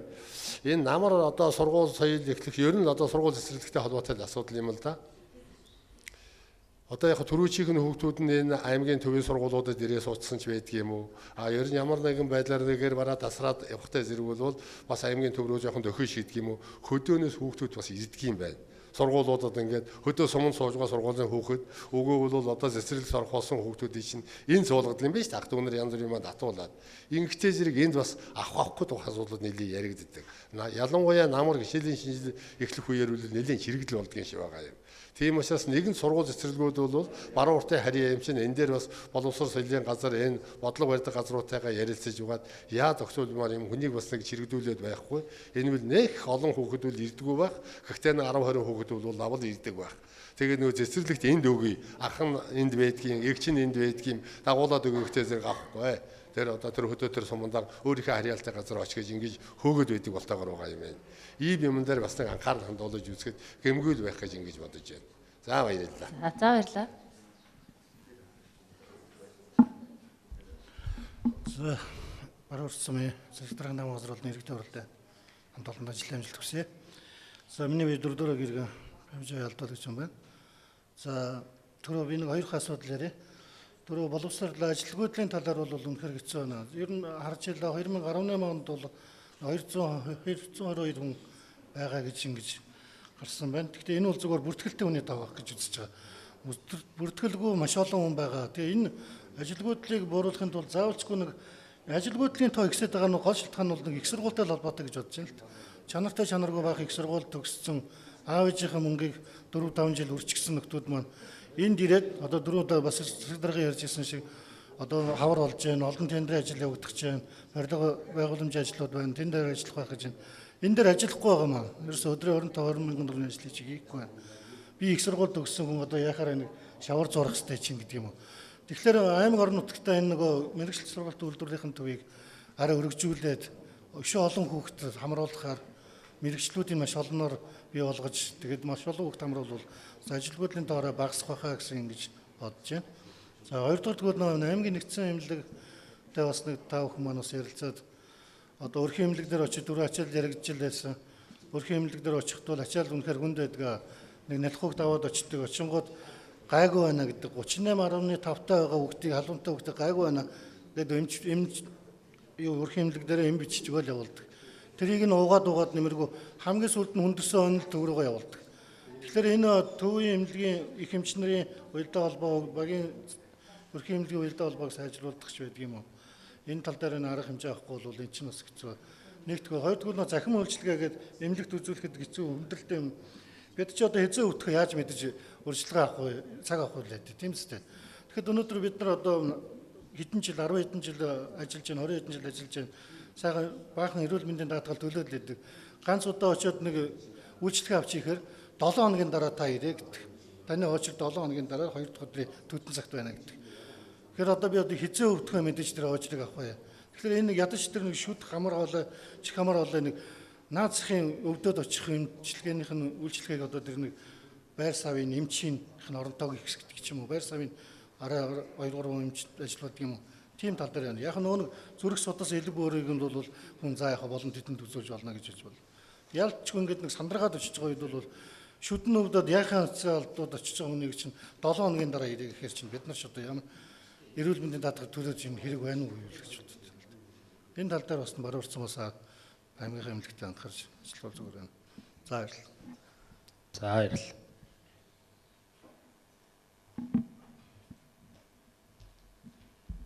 За бүгдийнх нь намрыг ирээ. Тэгээд хөгжлийн тухай ярилцж байгаа энэ сайхан ярилцлаганд бас урилгаар оролцсонд баярлалаа. Бас нэлээд шинэлэг аргаар бас хийгдэж байна гэж хувийн хаваас зүгээс дүгнэж байна. За би нэг л зүйлийг хэлэх гэж бас босч ирж байгаа юм. Тэгээд энэ нь бас ажлынхаа онцлогтой холбоотой. За миний хувьд бол одоо бас энэ яг хэсгийн байцаагч гэдэг нормын дээр ажилладаг л да. Яг иргэнтэйгээ бас хамгийн ойр байдаг нэгжийн хувьд нэг зүйлийг хэлмээр санагдаад байгаа. Энэ болгонгууд нэг архины хамааралтай хүмүүсийн асуудал. Тэ? Одоо л яг баруурсан хэмжээнд архины хамааралтай бол яг 40-50-аад хүн байна л д. Тэгээ эн чинь бол 40-50 хүний асуудал биш гэж ойлгоод байгаа.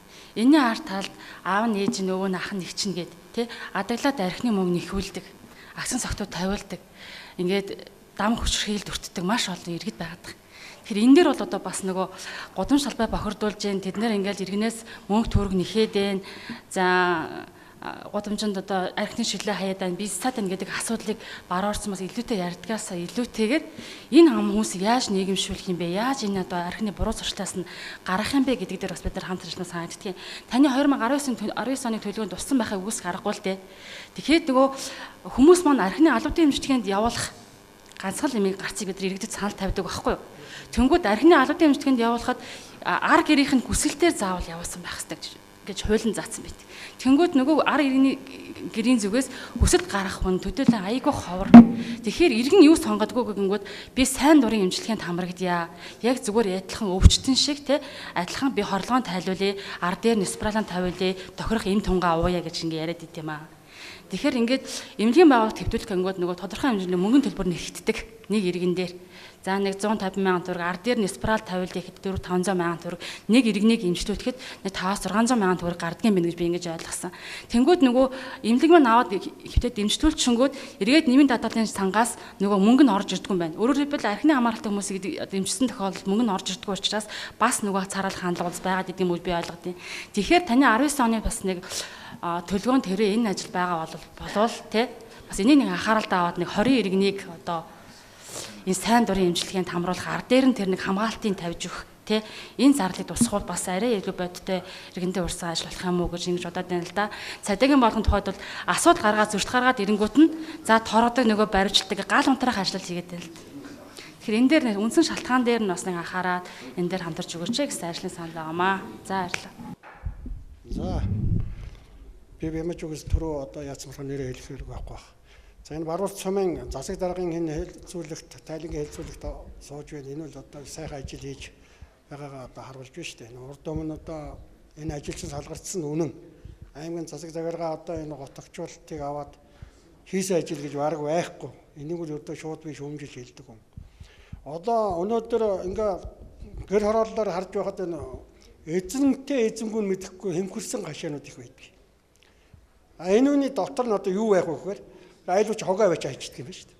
Тэрэнд эзэн байхгүй. Аваа хайчиж байгаа хүн байхгүй, аваачаад овоолоод бөөгнөлчж байгаа хүн байхгүй. Энийг бас нэг бодоорой гэж хэлмээр байна. Баруун-Урт засаг дарагт. Энэ готгочуултын ажил байх. Хоёрдугаар асуудал нь зэрлэг нохоо ихсэн. Ороо үдш одоо хүүхд багцвал сургууль хичээлээсээ тараа явхад нохооноос аягаад одоо ер нь их маш хүнд байна. Энэ нохооны асуудлыг бас нэг шийдэж өгөхгүй болохгүй байна гэж ингэж ярмаар байна.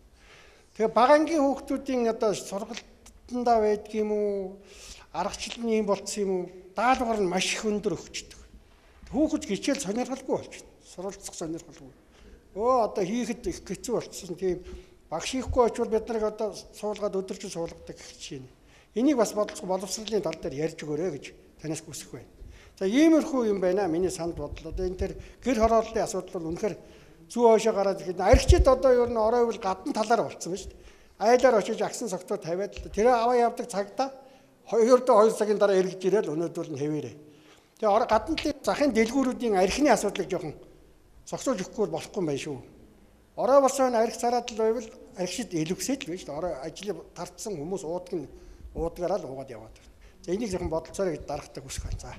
За баярлалаа. За алтагш. За би нэг 2-3 асуудал дээр ярьчих.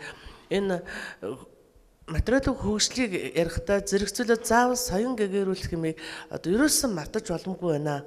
Соён гэгэрүүлэхэд одоо заавал мөнгө төгрөг өртөг гэж шаардаад байх юм. Манай боловсролын салбарын маш олон байгууллага сургууль байна. Тэ энэнд асар их нөөц байдаг. Ингээд энэ өөрөөр хэлэх юм бол би яг ажиллаж явах үед манай 2 дугаар сургууль дээр энэ тэмэл өргөн чөлөөг маш гоё болгоод өнгөд одоо энэ 2 удаа маш айхтар эвдэрсэн шүү дээ. Хийгээд ягаад тэгээд сүүлд одоо ингээд өргөн чөлөө болгоод зуны амралтаар нь янзлаад тийм гоё өргөн чөлөөн дээр ирэнгүүтээ манай сургуульд одоо шинэ хот зөөр ингээд аян 4-5 жил явуулахад энэ хугацаанд нэг ч модын хүүхэд гэмтээгээгүй бүх одоо цаас хоог дандаа хүүхдүүд санаачлагаараа цэвэрлээд ингээд явуулсан. Энэ соён гэгэрүүлэх ажлыг хэн дээр хийх вэ гэхлээр одоо бид нар нэгэнт илаашаа төлөвшөөд одоо дахин хүмүүжүүлэхээр болчихсон томцуул дээр их гол анхаарлаа гэтэл 6-аас 18 насны хүүхдүүд ихэд ер нь 4 засаглалын дараа 6 настай хүүхдүүд л 4 засаглалын дараа яг бие хүн болж төлөвшөөд ингээд гараад энийг чинь гардаж хийдэг хариуцдаг. Тэр үед л байна. Одоо ингэж алсын хараатай ажилламаар байна. 18-тай хүүхдүүд бол ердөө 2-3 жилийн дараа гэтэл ердөө энэ бүтээн байгуулалтанд чинь оролцох болоод явцсан тийм болохоор энэ соён гэгэрүүлэх ажлыг хийж байна. Энэ тентээс ирээд одоо маш гоё лекцүүд уншиж байна. Тэрэн дээр тэр болгон хүн болгон сонс. Хоёрдугаар тэр лекцүүд тэр хүмүүс гоё байна гэж гоё юм сонссоо л гэдэг. Тэр сэтгэлд наалдац муутай. Сэтгэлд наалдацтай илтгэл одоо чилагийн илтгэл ер нь гараад хэрэгжүүлэхэд боломжтой. Тийм байдаг. Тийм учраас соён гэгэрүүлэх ажлыг ерөөсөө яг энэ чиргүүл мэт ерөөсөө хязгаарч хайж болохгүй ийм ажил байна шүү. Энэ бас бол энэ заавал мөнгө шаардахгүй. Энэ дахмадуудыг ашигламаар байна. Тэр хүүхдүүдийг ашигламаар. Хүүхдүүд маш их том санаа гаргадаг. Өөрсдийнхөө аливаа зүйл хязгаар хэрэгждэг гэхээр өөрөө санаачилсан ажил хэрэгждэг. Өөрөөх нь санал орсон ажил тэрэн дээр 1-р ангийн хүүхд хүртэл энийг ерөөсөө битгий голоорой гэдгийг хэлэх. 2-дугаар том энэ мал гаргах ажлыг үнэхээр харамсалтай. Энийг үнэхээр одоо 90% нь эргээд зөвшөөрч байна гэж сая даргын илтгэл гарлаа шүү дээ. 90% нь зөвшөөрч байна гэдэг чинь энэ ажил өмнө маш сайн явсан учраас энэний үр дагаврыг тэр иргэн хүртэл өөрөө малаа орон нутгатаа байлгаж байгаа иргэн хүртэл хүлээн зөвшөөрсөн учраас эргэж тэрийг одоо бас өнөөдөр мал гаргах ажилдаа санал нэг байна шүү дээ. Тэгэхээр энэ мал гаргах ажил дээр ерөөсөө маш яралтай гарахгүй бол дэндүү бүтээн байгуулалт, дэндүү хотын бидний хүсэж байдаг энэ бол цаана асар их айхтар үр дагавартай. За нэг дараагийн юм. Энэ зам одоо сая сөнгөө өгч гисэн дээр ер нь бүх хүмүүс л энийг босоод ярих байх л да ярина гэвэл энэ зам, талбай, тоглоом аливаа хөгжлийг хамгийн гол нь баймилдаг юм ерөөсөө л дахиж хийх явдал байдаг гэж бас их том эрдэмтэд хэлсэн байдаг юм байна лээ.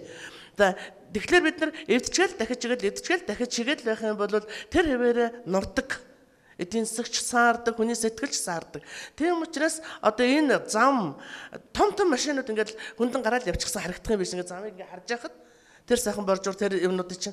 Тэгэхээр одоо энэ зам талбай энэ одоо бас эзэнтэй болж байгаа юм шиг байна. Одоо энэ дээр юу хийх вэ гэхээр хамгийн энэ тэргүнд яг эзнэр нь буцаагаад яг хэвэнд нь оруулдаг. Ердөөл тэрийг хийгээд ячих юм бол бас юу яа шүү хэрэгжих амархан дахиж бас эвдэрхэд тэгжээч хүнийг одоо энэ нэгэн төлөвчгсөн хүмүүсийг тэгжээд хүмүүжүүлж авахгүй өөр ерөөсөө болохгүй. За ийм. За энэ нэг гол яригдж байгаа юм бол багийн эмчийн тухай асуудал. За өнөөдөр багаас гэхээс нэгдсэн эмнэлэг дээр очихыг гэж хүмүүс яагаад төрлөө тэмүүлээд байгаа юм? Багийн эмчилгийн, багийн эмнэлгийн нийгмийн үнэлэмж маш муу. Төрөөс одоо бүр юм л да тэрийг сайн мэдхгүй дэсэн цалин мөлөнд хүртэл тийм дорой байхтай яддаг. Өнөөдөр тэр тухайн эмчид байна цалингийн нэмнэ гэхээс илүүтэй тэр албын үнэлэмж. Өнөөдөр багийн эмнэлгийг үнэхээр одоо хүмүүс тэмүүлтэл тэр боловсон хүчин, тэр орон байр одоо юу гэдгийг тэр нөхцөл болцоог ингэж тэмүүлэх юм бол нэгдсэн эмнэлгийн чинь ачаалал багасч шít. Энээс болоод манай эмнэлгийн ажилтнуудаас гардаг тийм сэтгэл зүйн таагүй юм хүртэл илэрших магадaltaй. За баярлалаа. За баярлалаа.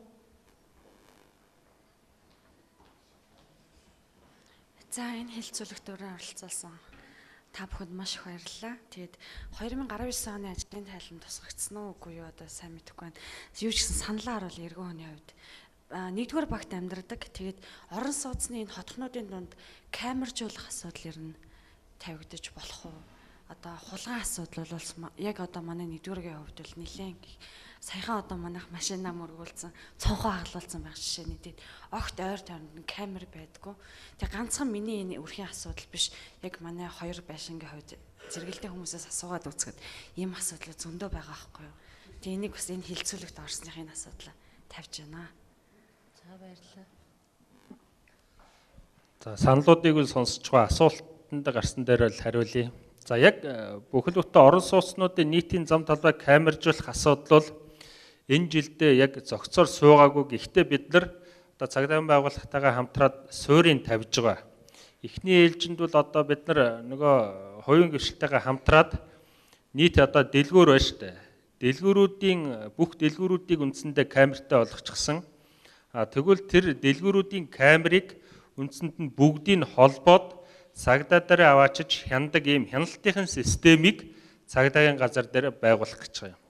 Тэгэхээр бол үндсэндээ одоо эхний ээлжинд бид нар дэлгүүрийн ойр орчмыг бол хянан энэ тэгээд дараа нь энэ системээ ашиглаад сая ярьдаг шиг орон сууцнд одоо яг проблем бол над дээр ч гэсэн таарсаж би ч гэсэн сая 2 сарын өмнө гүбрээ мөргүүлч гэсэн эздийн олоогүй ингээд л таарсан байж байгаа. Энэ бол одоо бас яалтчгүй бидний хөндөх дараагийн нэн төрөнд анхаарах зүйлийн нэг байна гэж би ингэж ойлгож байна.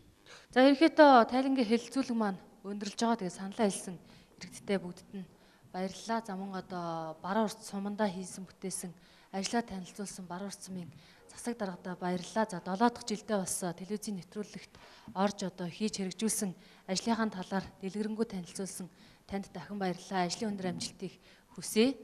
За Баруун-Урт сумынхаа мөн одоо иргэдийн төлөөлөл болж оролцож одоо сумынхаа засаг даргыг хийж байгаа энэ ажлын талаар одоо ажлынх нь тайлан хүлээн авч сонссон иргэдийн төлөөлөл та бүхэндээ бас маш их баярлж байгаагаа илэрхийлье. За та бүхнийхээ ажил үйлдэлд өндрөөс өндөр амжилтыг хүсэн өрөөе. За ингээд тайлангийн одоо хэлэлцүүлгийг хааж идрээ даргаагаа бас үг хэлэх байхаа гэж бодож байна.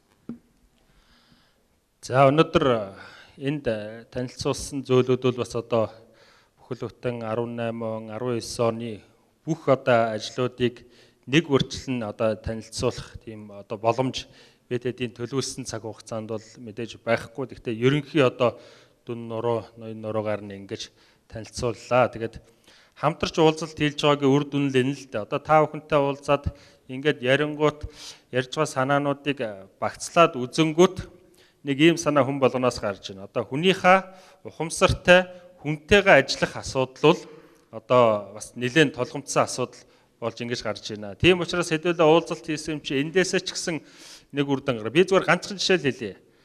Одоо хүний ухамсартай холбоотой манай орон сууцныхан гачин сайн мэдж байгаа. Хогийн сав хажууд нь байхад хийчихгүй орцсондоо авчирч орцсныхоо үүдэнд хогоо хаяад байдаг. Ийм зүйл байдаг.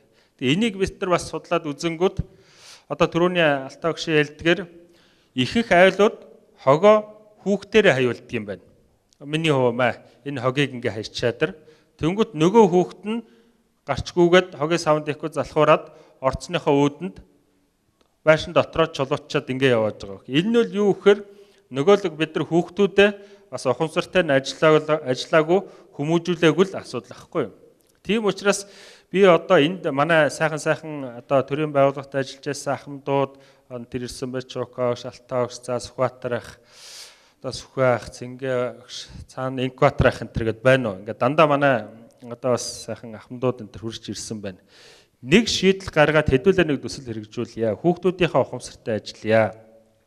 Та бүхэн маань цагтаа завтайгуул энд одоо ийм сайхан одоо хөгжлийн тухай ярилцдаг амжилтын танилцуулга төрийн бас байгууллагын ийм сайхан одоо заал тавхим энэ төр өчигдөр нээлттэй гэдэг ингээд ажилд орсон байж байгаа. Та бүхэн маань хэдүүлээ хамтарч ажиллая. Нэгдъя. Бид нар одоо 10 жилдээ хүүхдүүдтэй ярьж гад хүүхдүүдийг одоо шаардлагатай байл хэсэг бүлгээр нь ангилаад энэ одоо зааланд аваад ирж болж байна. Үгүйвэл сургууль дээр нь очиж одоо лекц, яриа, таниулга юмнууд энэ трийг ингээд хий. Тэрэн дээр нь тодорхой хэмжээнийх нь дэмжлэг ямиг энэ төр одоо манай бидний зүгээс ингээд үзүүлээд ингээд төрөний одоо алтаа гшин гаргадаг шиг хүүхдүүдэд том бүр бага балчир 10 жилээс нь эхлээд соён гэгэрүүлэх энэ ажил руу бас ингэж хамтарч ажиллая гэж бодож болж байна уу ахнараа? За тийм учраас хэдүүлээ дахиж би та бүгдийг энэ саяын нэр хэлсэн хүмүүс өөр нэмж хэм байхаар байна уу? Одоо хүмүүсийг судалж агаад та бүгдийг нэг өглөөний цайнд бас урнаа. Тэгж жоод хэдүүлээ энэ яриагаа одоо яг одоо яаж хэрэгжүүлэх вэ, ямар аргаар хийх үү гэдгээвэл эргээд одоо бас ярилцсанаа гэж ингэж байна. За тэгээд өнөөдрийн маань бас хэлэлцүүлэг амжилттай сайхан боллоо. Миний зүгээс бас хийж хэрэгжүүлэх гэж байгаа хийсэн ажлуудаа давч танилцуулаа. Та бүхэн маань бас одоо надад манай баг хамт олонд бас үнэтэй сайхан санал зөвлөгөөнүүдийг өглөө. Мөн энэ нэвтрүүлэг хийхэд манай сэтгүүлчид, хэл мэдээллийнхэн маань бас хамтарч ажиллалаа. Тэгээд нийт бас энэ хугацаанд бид бүхнийг дэмжиж ажиллаж байсан нийт Сүхбаатарчууд, Баруун-Уртчуудаа бас талархж байгаагаа илэрхийлье. Та бүхний маань ажил үйлс бас үргэлж өөдөө дэвшиж байхыг хүсье. Баярлалаа. Баярлалаа үзэгчтэй. За манай өнөөдрийн тайлангийн хэлэлцүүлэг энд хүрээд өндөрлөж байна. Магадгүй хэлэлцүүлгийг үзэж байгаа үзэгч за би энд очих байсан юм. Би нэг ийм санал хэлэх байж дэ гэж бодож байгаах. Хэрвээ танд тийм бодлогоо та бас Баруун-Урт цэцэдрэг таман газар дээр очиж өөрийн санал хүсэлтэд хэлээрэ. Учир нь тэнд үргэд иргэдийнхаа дуу хоолойг сонсож байна. Мөн таны хэлсэн санал санаачлагыг за одоо холбогдох албаны хүмүүс мөн өөрсдийн бас ажил хэрэгтэй тусгаж ажил хэрэг болох тал дээр анхаарч ажиллаж байгаа гэдэгт болоход таатай байна. Ингээд дахин та бид бүхний урилгыг хүлээн авч ирсэн та бүхэндээ баярлалаа. За Баруун-Урт цэцэдрэг даргадаа болоод нийт баг хамт олонд нь ажлын амжилтыг хүсье. За баярлалаа. Тэгэлгүй яг хөө тэгэхээр 2019 оны тухайд бол одоо Баруун-Урт хотын иргэд маань найрсаг сайхан хотод эрүүл аюулгүй орчинд амьдрахын нөхцөл боломжоор хангагдсан ийм сайхан он жилүүд ирэх нэ гэж энэ ширмд бас энэ дүгнэлтийг хийж байна. Тэгээд нэвтрүүлэгтээ анхаарлаа хандуулсан та бүхэндээ баярлалаа. За тайлан хэлэлцүүлгийн нэвтрүүлэг амжилтын талд хөгжлийн өрөөлөн дээр үзэгч та бүхэндээ хүрлээ. Дараагийн дугаар хүртэл түр баяртай.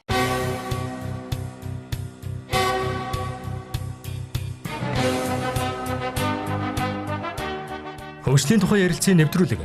Баруун-Урт цэцэдрийн 2018 онд хийж хэрэгжүүлсэн ажлын тайлан, 2019 онд хийж хэрэгжүүлэх ажлын танилцуулга, мэдээлэл хүргэх нэвтрүүлгийг 2019 оны 3 дугаар сарын 2-ны 19 цагаас BBS телевизээр хүлээн авч үзээрэй.